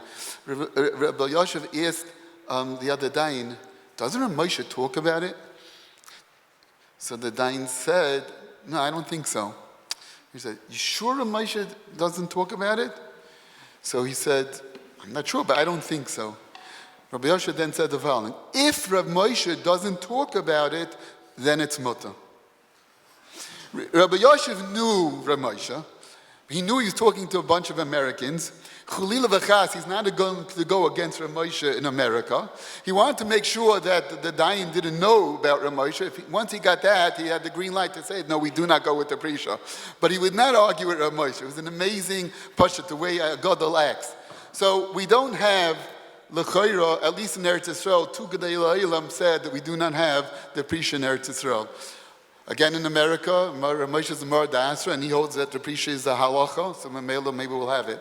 One final note, and then I'll pass it along, is that Rav Marburger mentions it's a Sisva Yashva Toiv, and it's true that could be the backdrop, and Rav Marburger in his intro mentioned that it's not even like really rights of Choshen Mishpat. But I do want to mention, it's kedai to mention, because we could take a Dava Musa out of here as well, and that is that what is the Makar Tonim B'Charara that's Nikra Rasha? So the Piskei Tshuva brings down, it's because it's Yered Lumnasa Shel Chaveri. It's a form of Yered Lumnasa Shel Chaveri, and that's why it's Nikra Rasha. However, the Pnei Moshe on Yerushalmi, in the beginning of Perek Gimel, in Kedushin, he learns the Yerushalmi that Yerushalmi is addressing this question itself. Where do we know the Makar, V'ani Ma'apakar, Nikar Rasha? And he learns it out from a pasuk. Hashem was Inu L'Yodai, L'mas Mireo Chesed. It's a pasuk. L'mas Mireo Chesed, Yiras Shaka Yazoiv. L'mas Mireo Chesed. You deprive a friend of a Chesed, you're a Shaka Yazov, you're a Rasha. Zok to Pnei Moshe, taicha that posik, Lamas Mireu Chesed. HaKadosh Baruch Hu runs the world. HaKadosh Baruch Hu was Ina L'Yoda. If this person has a piece of gum with this guy already, that means that HaKadosh Baruch Hu is making him have it. HaKadosh Baruch Hu, this item is destined to go to him. And now you're coming in and you're playing around.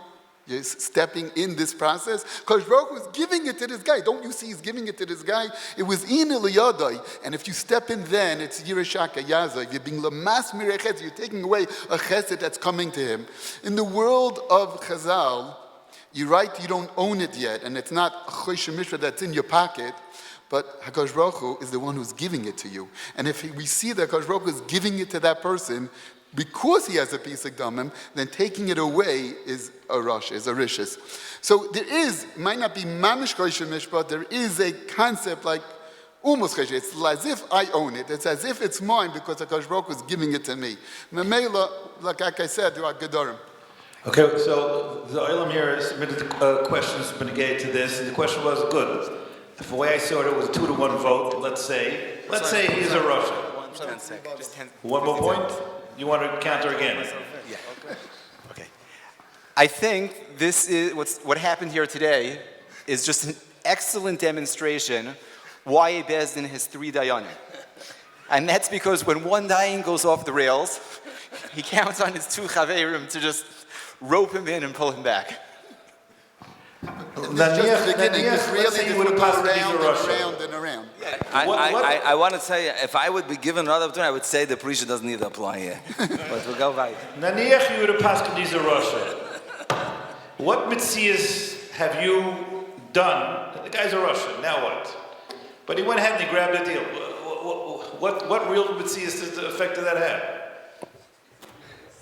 Medina de Shulchan Aruch, Beis Din is supposed to announce in shul, this person is a Rasha. And the reason for that is a deterrent. It's not a very pleasant feeling to be called a Rasha. When do they do it in your shul? What? When do they do it in your shul? It doesn't So- have any Rishon. It doesn't have any Rishon in the shul. All on Shemayla. So Maram Min says, Kishem Shemitzvah lo yimer davar shenishma. Today, unfortunately, we don't have the communal structure. And if Beis Din would do this every time someone did a Ma'aser Rishus, it would just end up being litzanis. On a slight tangent, when people are involved in trying to get someone to come to a Beis Din and they send hazmanas and the person doesn't respond, so very often they ask the Beis Din to issue a siruv, which is one of the main tools that a Beis Din has to force compliance. But they are very reluctant. They're very hesitant. They try every other method possible. They have patience. They try lobbying. They'll try talking to this person and that person, which is frustrating for a Baal Din, but ultimately it boils down to the same points. If Beis Din would just call someone in Russia and put out a siruv every Monday and Thursday, it would lose its effectiveness. There was actually a Beis Din that opened up that was a little bit, trigger happy, if you will. They put out siruvim to the extent that they published their list of people in siruv on a searchable Excel spreadsheet, and it lost its effectiveness. So ultimately, Beis Din will not go ahead and call him a Rasha, but that doesn't mean it's the right thing to do. And this is all assuming that the question comes up before the fact. If the issue arises prior to the closing, Beis Din will actually stop the closing from taking place. Have you ever overturned a deal on a Lakewood house in Mushel on such a real estate deal? You ever called up Shimon and told him, no, you can't bid on it? Regularly. Regularly. Can you describe what happens? We actually had a din Torah once with a house in Lakewood. The fellow called up his realtor. The realtor right away said that what are you talking about, Oni Mahapa? It's a Mithia, and I'm a bar metzra. The lady, this is the lady realtor. She know all this. The African-American lady realtor.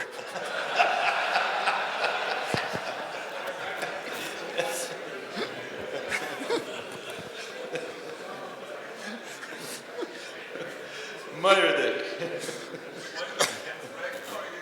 Hey, mechanics back, yeah. But to the mamash in this point, in this case.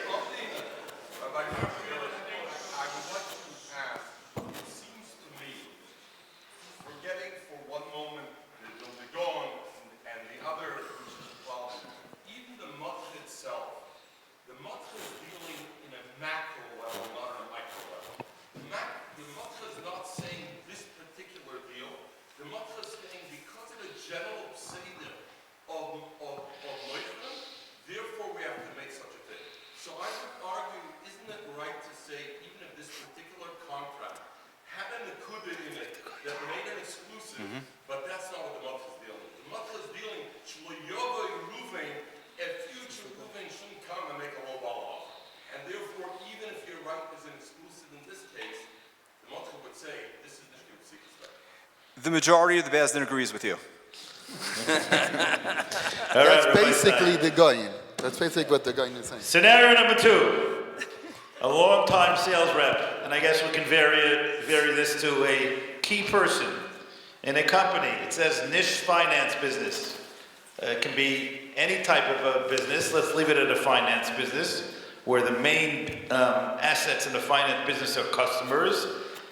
Gives notice that he wants to leave the company, and he intends to compete for the same clients and investors. The question here is not specific. Does he mean clients, investors that he brought in? Does it mean clients, investors that he brought in using the resources of the company? Does it mean client investors that he brought in into the company because he came for another company? But it's clear that he is going to found a competing business. He is Shimon. Can Ruvain take him to a Din Torah and claim that you are being yored into my umnis? Obviously, we have to go to the definition of Marufia, which the Rabbanim already defined very well. Does a Marufia apply here? And what's the Limaysa in such a case? Okay. Can we start this way? I'm afraid you're going to end up on the wrong side again of a 2-to-1 vote. My place is under the bus. If maybe Roth wants to go first, then we'll let you respond. Okay, whatever you want. I just have to pretend that we know what. Okay. Okay, there are, again, a few points that are raised. We'll start with Haslagos Gvul. That's the go-to point, issue that people raise. However, as we've learned over the last few days, to prevail in a case of Haslagos Gvul is a bit of a challenge, because assuming we're dealing with local competitors, not foreigners from another country or perhaps another state, the only way to prevail is if you can prove that it's pasuk chiyusu legamri. By me opening, the other person will inevitably be shut down. The market is simply not large enough. Now, this particular case was a niche business, so you'd have to establish, are there enough clients out there to support two businesses, or is it only one? Or is there only enough for one to survive? Now, what's interesting about these cases is there are a fair amount of Dinei Torah where a person claims, the established company claims it will be pasuk chiyusu legamri.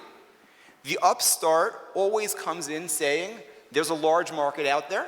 The issue is you're not servicing well, and that's why they're not coming. But there's more than enough business to go around. If you think about it, by definition, very few people would open a company, would invest their time, their effort, and their money, if the only way for them to succeed was for the established business to shut down. It just doesn't make sense. It's a long shot. So the new person has a sincere belief that they're acting on, that there's room for two. Now, a Bezdin will examine the facts, but ultimately, if there's a suffix, if we're taking my customers. What do you mean? You're taking my customers? That's Marufia. That's the second point. But ultimately, Bezdin will examine the facts. The first person has the option and will have the opportunity to make the case and establish that there's not enough business for two. But ultimately, even if it's a suffix, we cannot prevent a person to open up. And that is generally the outcome because it's usually a case of the entrenched person just wanting to protect his turf and for it to be more comfortable. Now, the second issue that has to be dealt with is Marufia. The person is leaving and taking the business's clients with him. If these are loyal clients that did business exclusively with this company, this would appear to be a Marufia, which would be subject to the different opinions in the Ramah. However, there are two interesting factors in this case, one l'kula, one l'chumra.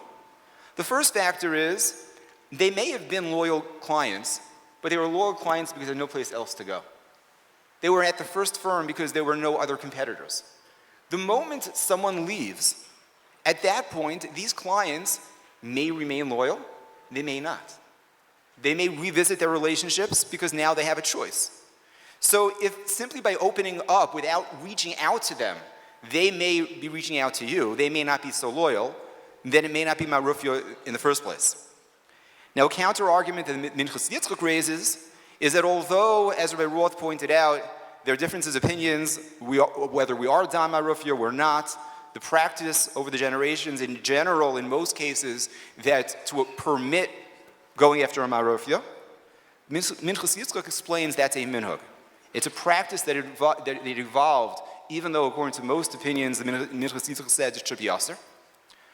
But as a result of that, Minchas Yitzchak said, it's only okay when you're following a minhag. It's only okay if your behavior is within the industry norm and accepted business practices. If you're going to do something extreme, if you're going to go and take the entire book of business with you, where this is something which is not typical business, Minchas Yitzchak suggests you can no longer rely on the minhag, we will go on back to the Iker Hadin, and we'll be able to stop the Din of the Marufia. So that's just B'derech Klal, and then I'll turn over to Rabbi Roth and Rabbi Kahan.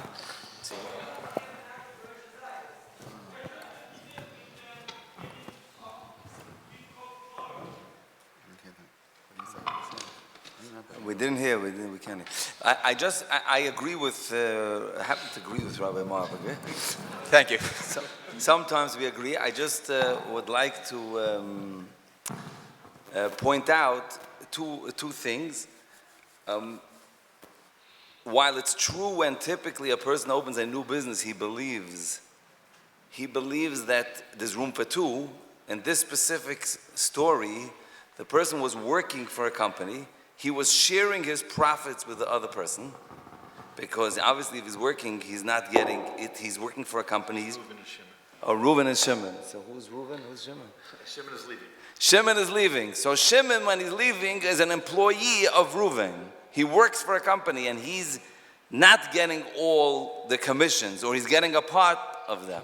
So what happens is when he leaves, he doesn't need to do all that much for him to be successful. He says, if I get 50% of the clients, I'm still doing as good as I was before. And the connections, they all know me. I'm the one. So in this situation, it may actually be that he will be able to shut them down.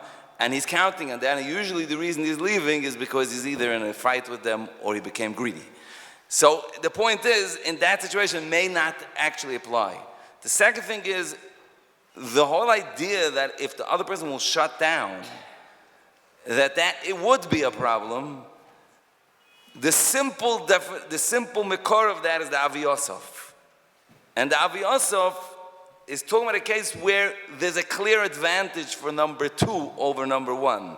And that is that everybody has to pass number two to get to number one.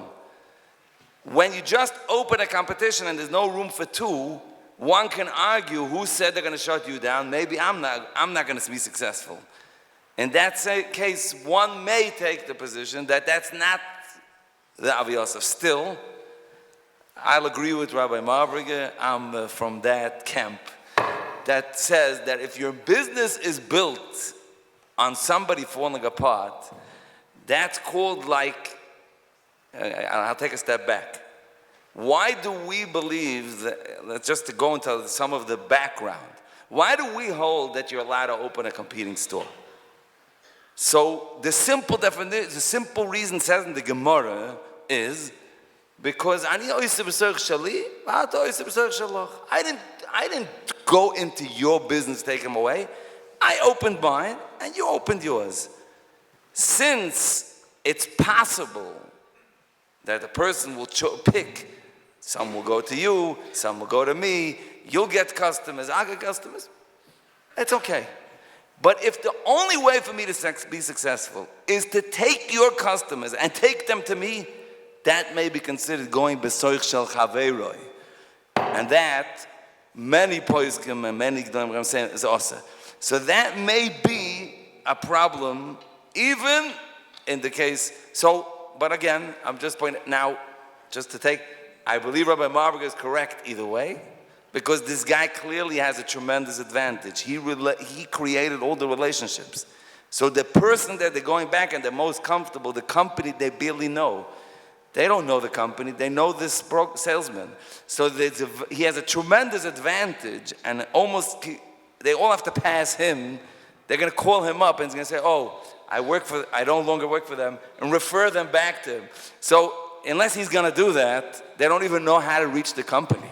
So it may actually be mamish, like the case of the Avi also. But in the real world, it's usually zev goyim, meaning the individual, Shimon, was profiting the fact that he was associated with a big company.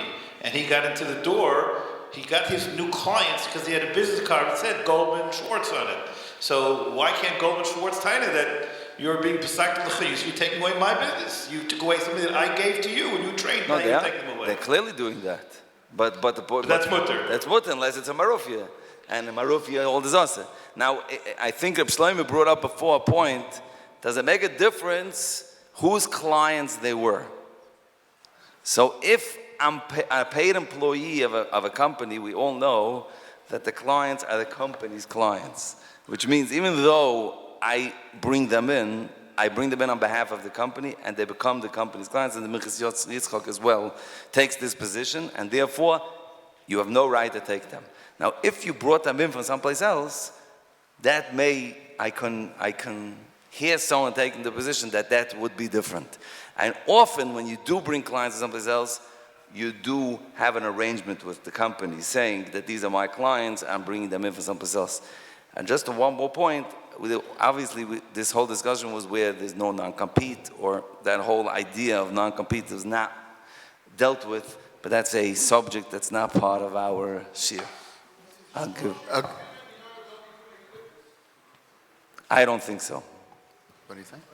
Does a 1099 or a W-2 make a difference? I'm not an accountant, even though... Accountant's son. But a 1099 is a tax, and often when someone is dedicated to work for one company, I think he's supposed to take a W-2. They're agreeing, so there's nothing much that I could add. It would be pointless anyway. You'll just be outvoted. But anyway, I just want to take 2 points that was not yet discussed. One is, most notably, Rav Moshe Zatzal. He takes the concept of Paskes L'chiyusai to the next level. Simple reading, you're shutting the guy down. He cannot survive. His expenses, his overhead is more than his profit, or at least close to his profit, that he's not going to work and kill himself for $20,000 a year. You mean Tashmisha Kedusha Tshuva? That? Sorry? You're talking about that Tshuva, the store? The Tashmisha Kedusha store? Which Tashmisha are you talking about? The Rav, I think it was the Rav. The Rav one? Yeah. Rav Moshe takes it to the next level. Now I'll explain. Rav Moshe holds Chiyusai doesn't mean that he's going to be closed down. Chiyusai means that he's not going to be able to survive, watch this, on his standard of living for his profession. For example, let's just say, if you're a lawyer, you could afford to come every year to Eretz Yisrael to go on a Yarchikala. Go to Yarchikala. Every year you go because you could afford it, right? And now, if you're going to have competition, you're going to be able to survive, you'll be able to pay your bills, but all these extras in life, you're not going to have. if it's standard that a lawyer comes to the Agudas Yarkis Kala, that's the standard. If that's the standard of living for an attorney, it's true, maybe a shoemaker doesn't, but an attorney does. So if that's the standard of living, no, he says for that person, for that profession. So if it's for his profession, now, if you tell him this lawyer is making it even more than what he needs for a standard lawyer, so you're just going to pull back some of his clients and bring them back to reality, back down to a regular lawyer's profits, that's fine. But if you're going to dip into that, you're going to cause him to not be able to live on that standard, to be able to make it like an average lawyer does. The Rav Moshe holds that's also considered Paskas L'Chayusay. A Chiddush, it's Rav Moshe, but it's worthwhile mentioning. One more point.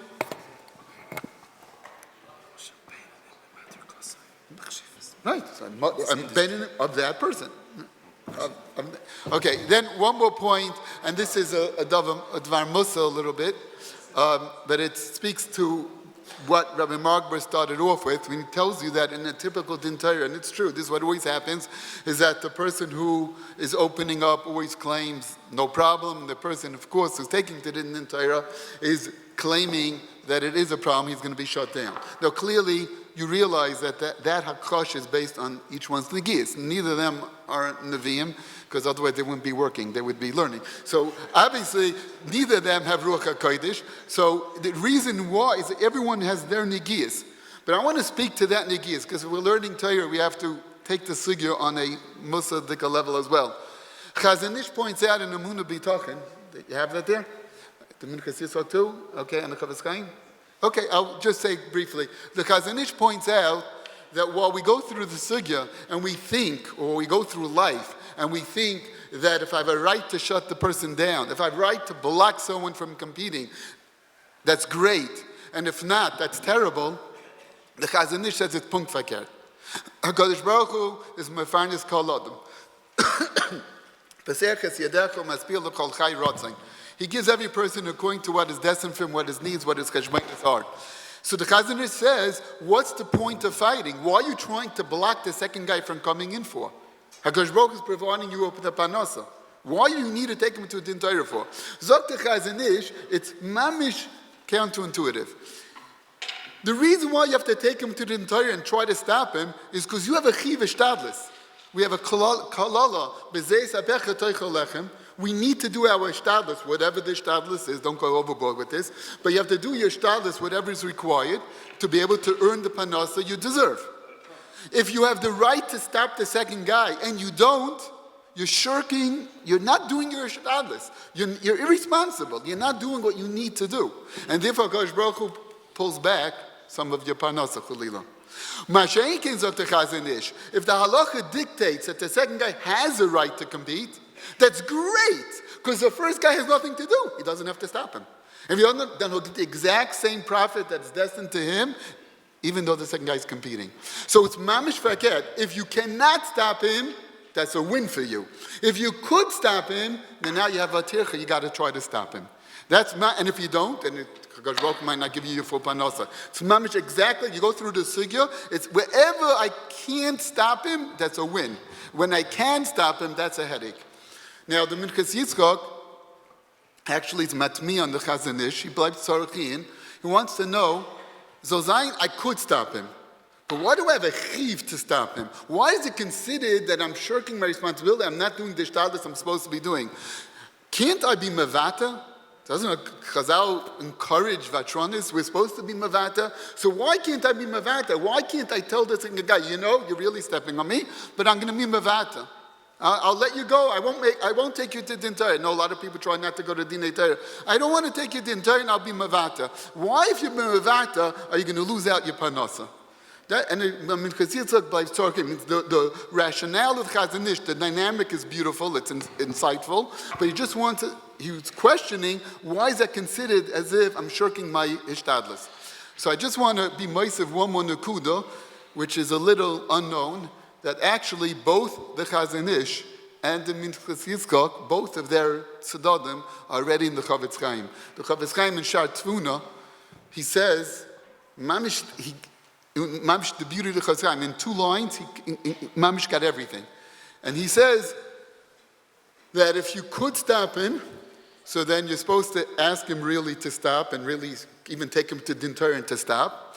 But he says that if you're going to be mavata, and then you go to the Ribono Shel Olam and you dive into the Ribono Shel Olam, and you say, the Ribono Shel Olam, you have l'cha kesef, l'cha zav, you have everything anyway, you provide parnasa anyway.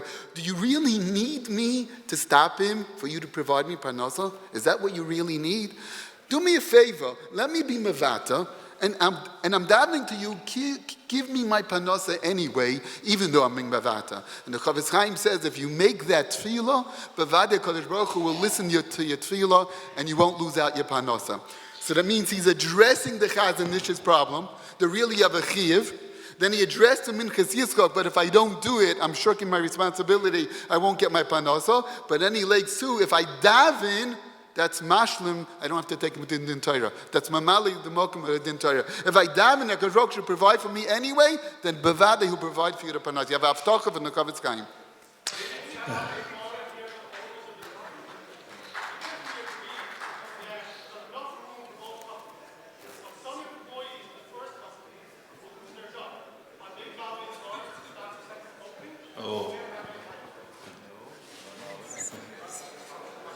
Go, you take it.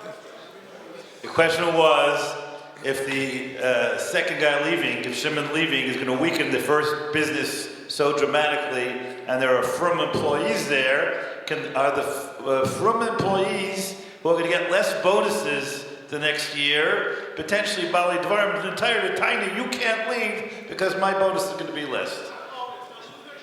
Or they'll lose their jobs. Okay, sounds a little rochek, sounds a little bit...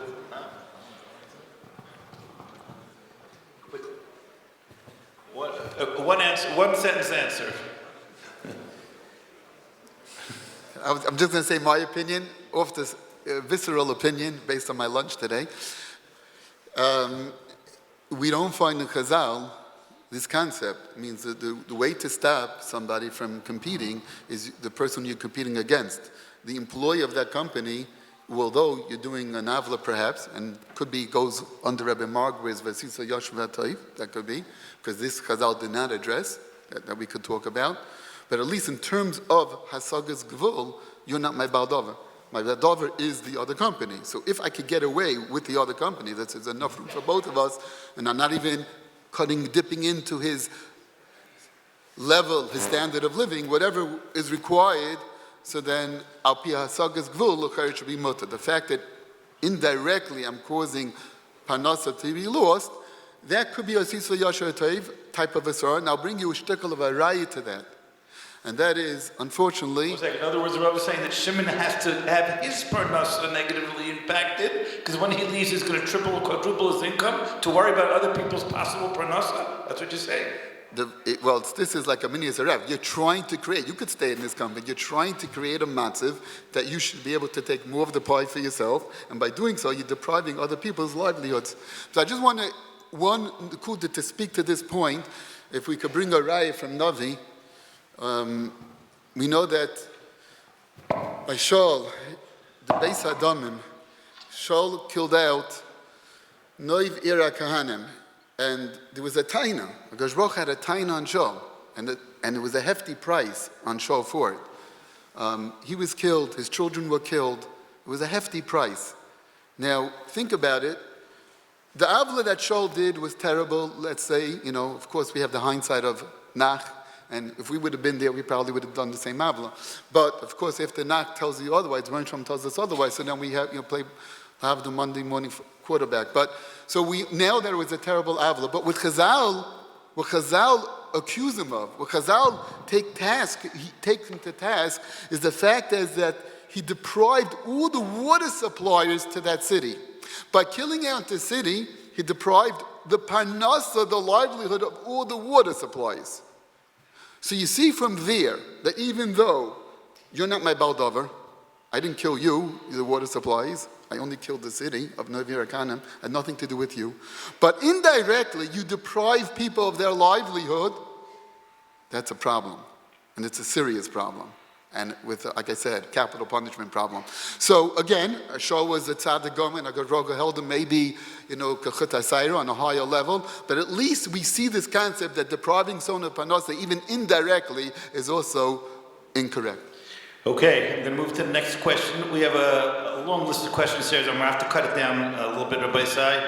I have a note here saying that the last question was a little boring because all three Dayanim agreed. Can we please have a little machlekes in the next question? So if you can accommodate us, please. Okay, so Ruvain has a business and he has a CFO who is a good CFO. Comes along Shimon, Rabbi Sai, everybody listen please. Comes along Shimon and makes him an offer he cannot refuse, wherever that comes from. Can Ruvain, can't hear?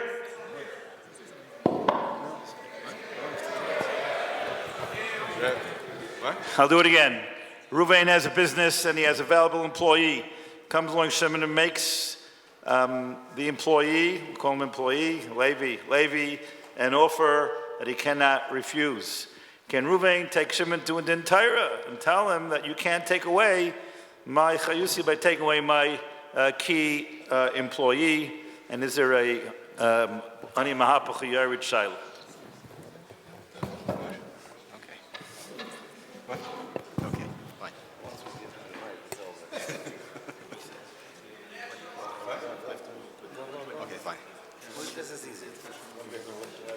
Fine, that one you can do. Okay, fine. Okay. After this, we're going to have a question which Meir to the young people. So let's wait. Okay. That again raises a couple of the points that we've already touched upon. It's clear from the sugya that Payolim have Oni Mahapa. Going ahead and poaching away an employee that's happy and satisfied and not looking for a job would be asur under normal circumstances. Now, a svara was mentioned, and it's actually a makarfer, the Nachlas Tzvi brings down from a Tzemach Tzedek and a Kiryos Chana, a potential heter. And that is, if you're dealing with a situation where it's a starter job, it's an entry-level position that everyone understands it's temporary. They're there until they get their first offer. So there, Pislei Tshuva suggests there would not be Oni Mahapa, because while he might physically be there today, everyone understands he's going to move on. That heter exists, and it has a place, but to go from that and to make a sweeping generalization, loyalty today doesn't exist, and anyone under a certain age has no Oni Mahapa, is a nice soundbite, but probably doesn't capture the nuance in Halacha that's required. And you probably have to look at each situation for what it is. If it's in someone who is scanning the help wanted section, where it's obvious this is not a relationship that's going to last, then, Enochanami, you probably would have the heter of Oni Mahapa. But if this is a person who is not quite as ambitious, he enjoys the fact that he comes home at 5 o'clock and learns the daf and plays with his kids, and maybe isn't looking to move on, then we'll go back to the Din of the Shulchan Aruch, and there would be Oni Mahapich to approach that worker and to try to lure him away. Now, the first objection that people have is, what about the worker? Why does the worker have to lose out? I'm doing him a favor. And the answer is that it brings us back to a point which is a recurring theme. You're doing him a favor, but you're hurting another yet. If he's looking, if he wants a job, you're helping him out, wonderful. There's no Oni Mahapa. But to the extent that he is satisfied, he's not looking, going ahead and volunteering this information, destroying a relationship which will help one person and hurt another, that's not the type of chesed that we do. Chesed is when you're helping someone. When it's coming at another yid's expense, you have to think long and hard, is this appropriate? And the Chazon Ish actually raises this point earlier in the piece that Rabbi Kahan mentioned. Everyone thinks being an asken is easy. You go out, make a lot of noise, decide, do the lobby this, the lobby like that. Chazon Ish makes a point that in many situations, you can have an action. There was a yeshiva, another yeshiva opened up, the first malamed is in trouble, everyone starts making machaz, it's terrible, you're the chayav. Zok the Chazon Ish, before you make a machaz, before you start your askanus, you have to learn halacha. Because if halacha says the first person was here first, hasagas gvul, it's yard l'chayav, then being moicha on the second person, calling him a rasha publicly, for a bezdin at least, is something which is appropriate. On the other hand, if Halacha tells us, that in this particular case, it's permitted for a second person to come, then making that same macha has a din of a roitif.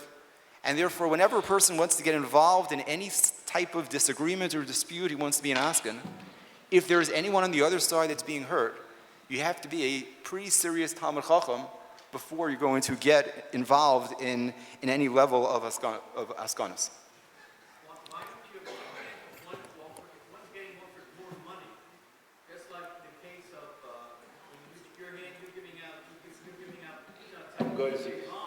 Why the bedroom goizes?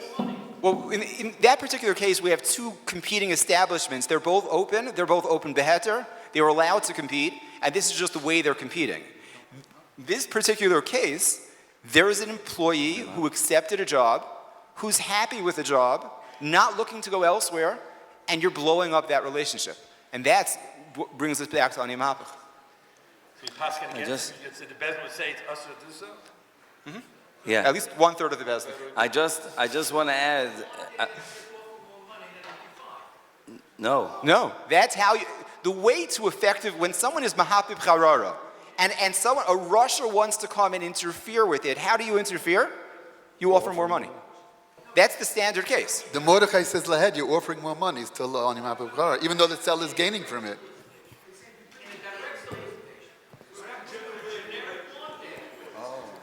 One is allowed to advertise that he has a job for a higher price, and the person can call him.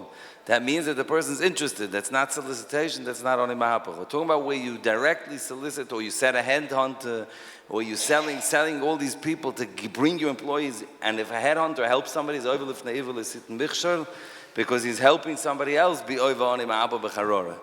I just want to point out two things.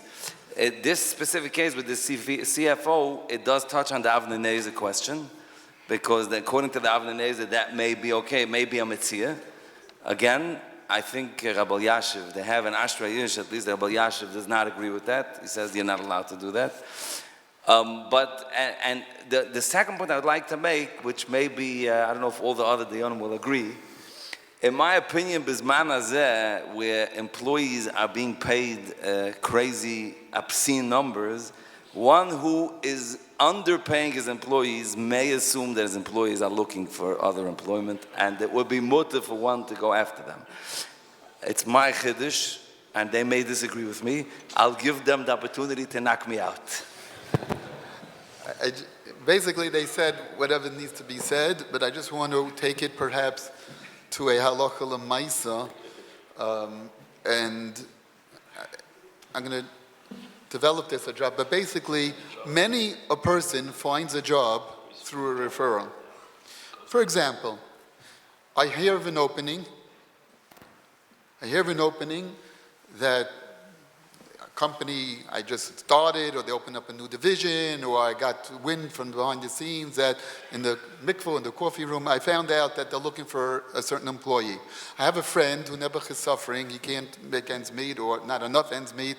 He can't come to the Yarchakala. So Mamela, I want to be kind to him and let him know that information.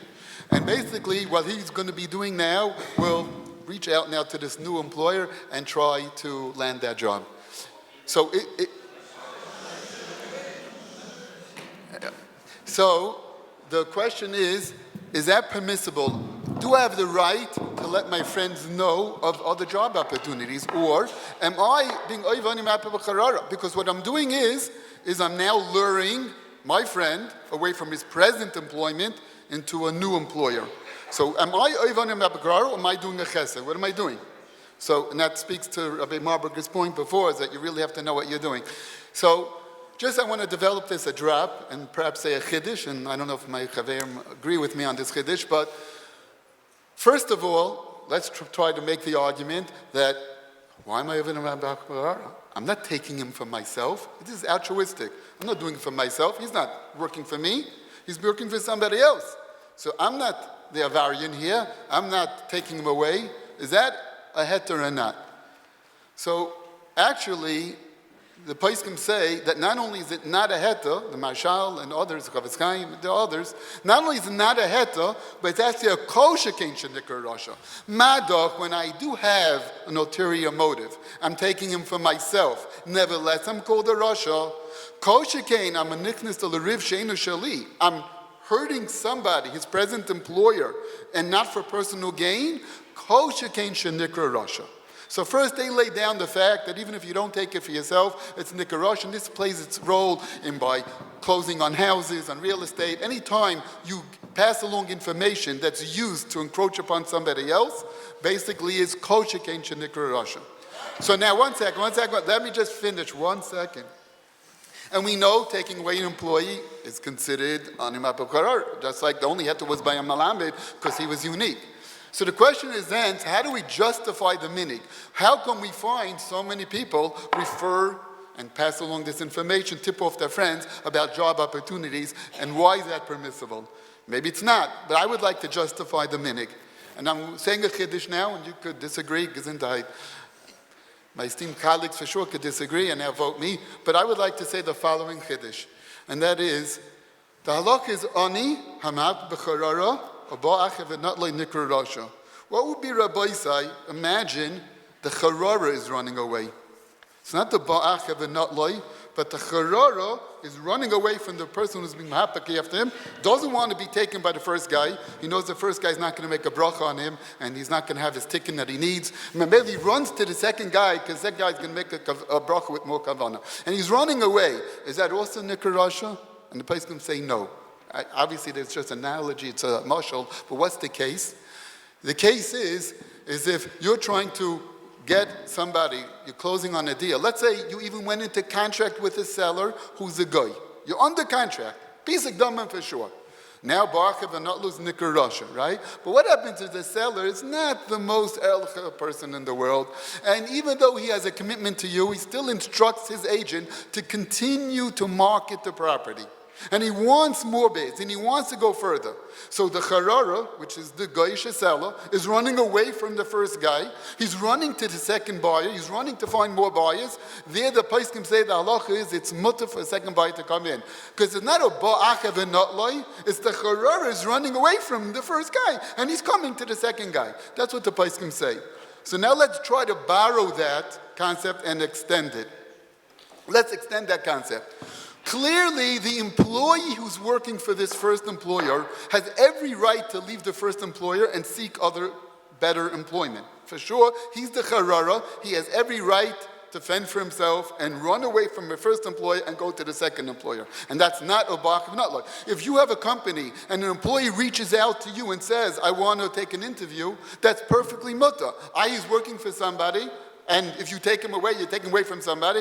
I'm not a ba'achav and not loy. The charara alay, the person himself, the employee himself is running away from the first company, and he's coming to me. That's perfectly all right.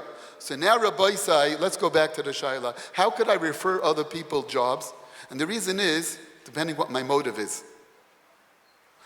If my motive is to help the employee, just like the employee has a right to seek other employment, I, as his extension, I'm his friend, and I want to help him. I don't care about the second employer. Second employer, I rather don't even like. But I know that it's beneficial for the employee to get that job, so that I'm helping the employee. So if I'm helping the employee, then I could argue that just like he has the right to run away, I could do that for him. I could help him run away and show him other opportunities that's beneficial for him. Masha'in Kain, right? Masha'in Kain. Masha'in Kain. If Masha'in Kain, it's a chiddush, they're going to argue with me. Masha'in Kain. If I'm trying to help out the second employer, then I'm vada moida, that's also. Because just like he's now let us steal the employee, kosher kain, I can't help him steal the employee because I'm not even doing it for my own benefit. So kosher kain shendika rasha. So now it's v'yirei Hashem. It's mamish, it's totally on what my kavanah is. My kavanah is to help the employee, and he has the right to leave, and I'm interested only in his benefit. So one could argue, just like he could watch his back, I could watch his back as well. I'm doing it as a friend. If it's helping the second employer, then it's koshken shendika rasha. Now you're going to hear them argue. Watch. I already argued, but I'll argue again. I already said in my Hagdama that if you walk into a store and the guy convinces the buyer not to buy it, that he would be a Oni Mahapa b'charora. According to Rabbi Kahan's beautiful drasha now, that would not be correct, because you have a right to help the person himself from not being, he's the charora, because his money is being taken, and he has a right not to buy it, so I have a right to help him not to buy it. I think that the Chofetz Chaim would disagree with it, because the Chofetz Chaim says that one is not allowed to tell somebody who goes to a store and he's about to buy something to tell him that he can get it cheaper someplace else, and tell the buyer, don't buy it here, it's cheaper across the street. The Chofetz Chaim says that you're not allowed to do that. According to Rabbi Kahan, I think you should be allowed to do that, because you're allowed to help the guy himself. If he himself would decide not to buy it, he would have a right, so why can't I help him, and as an extension of him, tell him not to go do it? Okay. I have a feeling, but Rabbi Marburger also wants to say, so I'll let him do it. Being that I know what it feels like to be ganged up in public, I'm going to decline. I'm going to say ain't you dare for now. We'll deal with it in private. But I do want to touch upon a point that Ray Roth raised about if the case study was a key employee, the CEO was offered the job, perhaps it's a Mithia as per the Avnei Nezer. Now I think this is one of the great questions in Oni Mahapa. At what point can a person claim it's a Mithia? And there's a certain way of thinking that if people are coming to Beis Din, the reality is people don't like being in front of the Iyunim.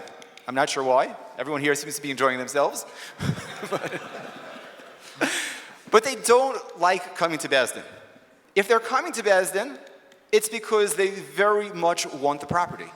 It's something unique, it's something special to them.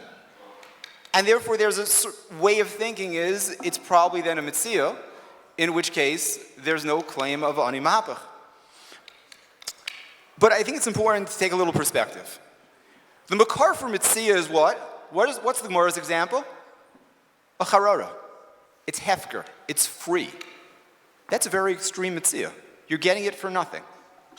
Now, the Rishonim extend it, or some Rishonim extend it, to a mekach bezol. You're getting a good price. The Ma'arik's example is, it's worth 200, you're paying 100. 50% off. It's another extreme case. Ma'arik continues, even if it's a small amount, but if there's a shar kavua, he says, a smaller amount will be a Mithia because he says it's a matana. Mali matana muetes, mali matana maruba, which means they're giving you something, it's a matana. These are very extreme cases. The Mordechai adds a bar metzra. Bar metzra is an adjacent property where there's a whole takonas chazal allowing you to take it away from an outside buyer. This is a tremendous benefit for the bar metzra. And these are cases that qualify for the heter of Mithia. Now we have a case of Malamed, but even there they say because it's Torah, but my child needs this Rebbe. So virtually all of the examples given in the Rishonim and the Kadmonim are very extreme Mitzias. The Avnei Nezer seems to extend it. It's hard to know exactly what the situation is, but when it's debatable, when it's a question of judgment, we really have to take a step back and look at the totality of the issue. Who says Mitzia is mutter? That's Machlokes Rashi and Tosfos. The halacha is, like the Ramah, it's going to be mutter. Shulchan Aruch Harav says, Bal nefesh should be machmer la'atzmai, it's mutter. But on top of this Reino Tam, what are we doing? The Ramban says, loy plug, a cheap price won't qualify, it has to be free. Okay, so the Ramah argues, so we're being meko like a Tosfos. We're then on top of that being meko keneged the Ramban. And then on top of that, now we have a case of Mithia. All of the Mekoros that we have are very extreme examples. So now to extend it to a case which is a little iffier, maybe a Mithia, maybe not, it's already a bit of a chiddush, and you have to just keep in mind before you issue that psak how many other tzirufim you have to come onto before you're going to hand and rely on the heter of Mithia. Okay, last question, Rabbi Sai, if I can give you that, if you don't mind. Okay, it's fine. Okay, last question. We're going to divide it into 4 parts. This was submitted by the Jungerlein in Lakewood. So, a sheitel manufacturer holds 2-day events in different cities, selling directly to consumers at heavily discounted prices. The obvious implication is that the local sheitel manufacturers and sellers are being inimically affected. Is that mutter? So, and they added here as an addendum, can the Rabbanim please tell us what kind of sheitels our wives are allowed to wear, what length, and does it make a difference if it has a lace top in it or not? The second part question is, clothing manufacturers, are they allowed to dump all their end of the season supply in Lakewood at discounted prices? Again, hurting the local manufacturers. Question number 3, 35 years ago, there was a Svarim store that was housed in one of the BMG library rooms. It was owned by somebody in New York, a Lakewood resident, opened a Svarim store on wheels and would come to the parking lot and sell Svarim. What's the halacha? Do either of them have a right to stop the other one from doing so? And what's a movie today, etc., etc.? Three questions.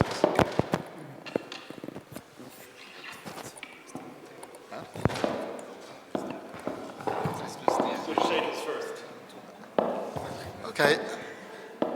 I'm not going to address the sheitels because maybe we'll have a sheitel altogether. So I'm not going into that. Minig Shalayim is no sheitels, and God is very extended to parts of Bnei Brak as well because of the whole tumult. But all right. Yeah, I'm not going into that. Okay, so let's go back to the sheitel manufacturer. Basically, this person is entering into a city that he does not reside in. Let's say he resides in New York and he's coming to Lakewood, he's coming to Atlanta, he's coming to Los Angeles, he's coming to other cities. So now he's a lav bar masa. He does not live in that city. And now we go into a sugya, a lav bar masa is considered hasagas gvul if he enters into another city. Even though he's an American and he pays federal tax just like everyone else, but the poskim say that's normal, the poskim say that's not enough. You have to pay the taxes of that area, and since he does not pay Atlanta taxes and not Georgia taxes, so that's it. He's going to have a problem l'chayra of being a lav bar masa, and therefore it should be us of him to come in. I just want to speak to 2 points here. One is that even though the sugya entire sugya talks about a lav bar masa having a problem, and I heard yesterday, I had a schus to hear for a few minutes yesterday's Maggid Shir, who was questioning where in the world is this coming from, a lav bar masa, where's this issa coming from, why is it totally on taxes? So I would like to just enlighten the ilam. I don't know, maybe he said it because I wasn't there for the entire shir, but it's really coming from a Tshuvas Harashba. And the Tshuvas Harashba, and it's already the Batikun and many poskim say that the reason why a lav bar masa cannot come into the city is because the city's taxes, cities are being taxed, and the city's profits are necessary to cover the taxes that the city is being levied. If somebody comes from out of the city and usurps some of the profit and takes it with him elsewhere, then the city in totality has less profits, and Mamela they'll have less money to pay taxes, so the government will have less money in their coffers. So because of Dina de Malchusa Dina Zakta Rashba, that we invoke the Koyach HaMelech, the Melech has a right to stop someone from coming in, a foreigner. So the city, Chazal made a takana, as if we are extending that Koyach, we are taking over the Koyach HaMelech. We're invoking that Koyach as Dina de Malchusa Dina to stop you from coming in, so the profits could remain in the city, so the government of the city could have what they need to run the city. That is the lumdis behind it. It's about the kahuna as well. It's many. And therefore, what's the nafkamina? The nafkamina is Zoktam Chuvas Marajdam, a Kadmain, and the Chuvas Radvaz as well. The Marajdam says, in the Ottoman Empire, Hamelech Yoram Haidai, that's what he calls them, in the Ottoman Empire, that there was a law of free trade, that the entire empire was a very large empire. The entire empire, he made a law that one is allowed to go from one province in do business in another province, even though he doesn't belong to that second province, but he has a right to do it. Zokt Marajdam, there is no din of Hasakas Gvon. Even though you're allowed bar masa. Because what are you trying to say? Is you're going to try to invoke the Koyach HaMelech and prevent these people from coming in. Well, the Melech himself addressed it and says, sorry, I want them to come in. I want it to be free trade. I want it to be that there should be this laissez-faire, policy like in America. I want that to happen.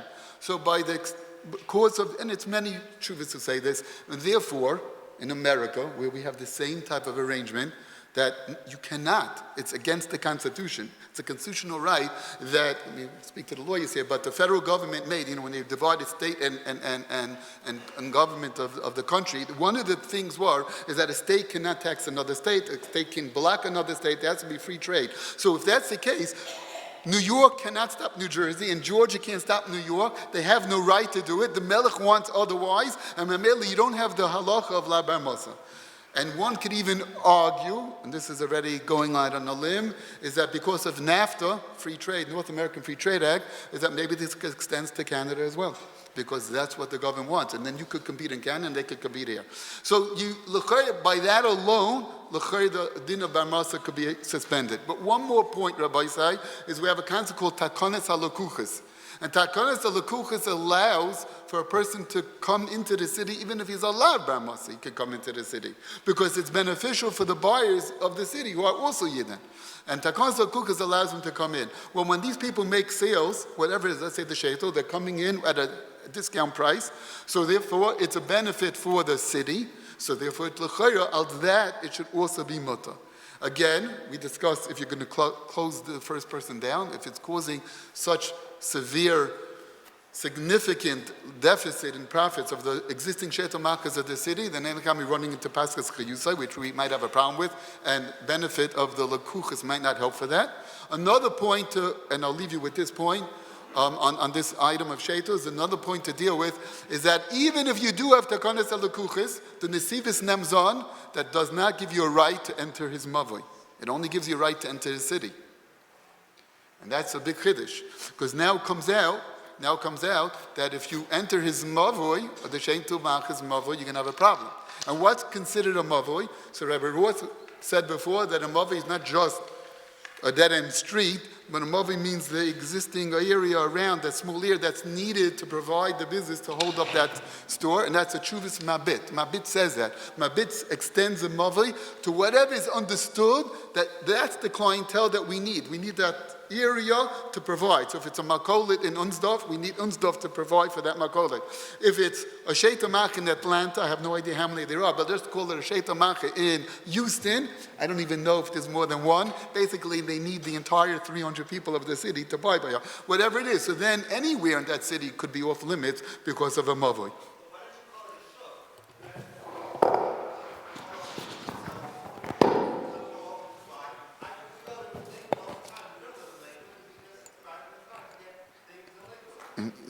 A shuk has to be that everyone's coming in a typical situation when they come to town, they don't have that shuk. It's not like the fears that go on in New Orleans or whatever it is that go on. It's not that. It doesn't mean if you can have people coming in, 2-3 buys, that's not the bulk. The bulk is you're trying to target that neighborhood, and therefore it would not constitute a concept of a shuk.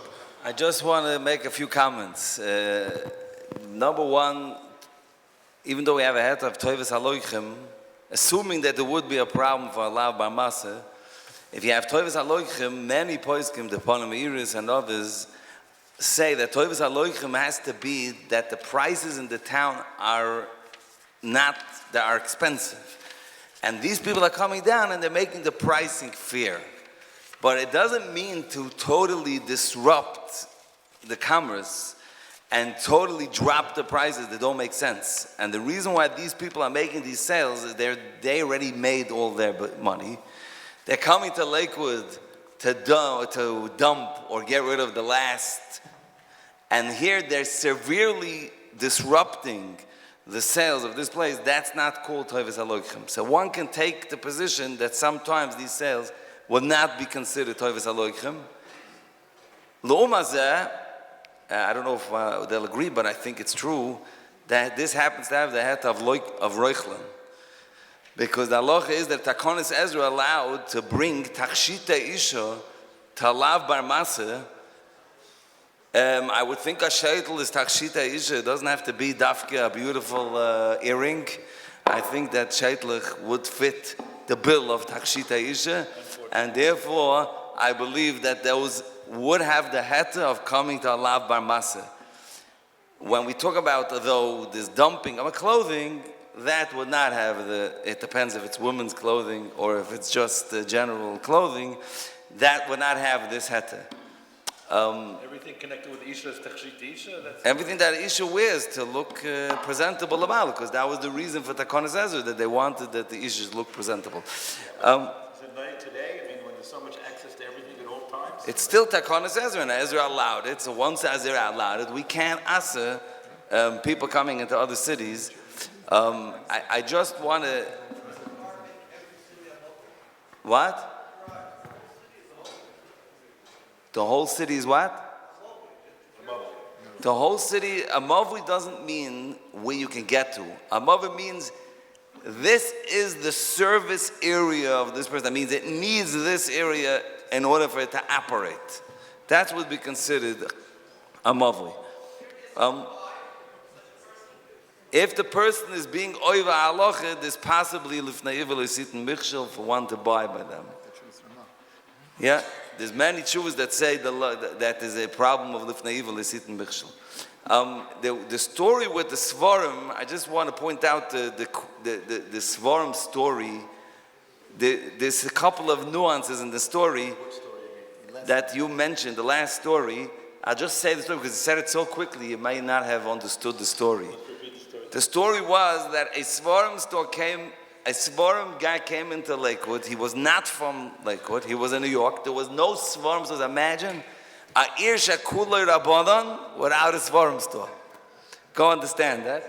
There was no Svarim store, but there was a pizza shop, but there wasn't as many as there are today. But the first pizza shop in Lakewood that wanted to open up, the Jungelite went to they went to him and paid him off that he shouldn't open the pizza shop. So let's remember what Lakewood was once. Now, the Svarim store was opened, he put it into the yeshiva, in Bismedish Gavoya, in the library, he set up Svarim there. And he was self-serve. He trusted you, you put the money in. That was the old-time Lakewood guy. And they used to put in money, and that's how they bought the Svarim. Came another year, the Lakewooder, and he decided to open a Svarim store. But opening a store, the Chashbe, you see the stores they are today, he had a little van. And in the van, he had stenders, bookcases, and he came to sell Svarim. And he used to come on Sunday, he used to pull up to the Vesmedish Gavoya parking lot, right next to this library, and sell Svarim.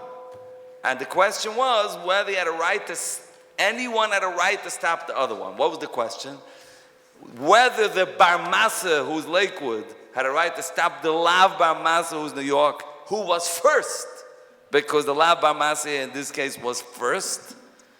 And he says, I was here first.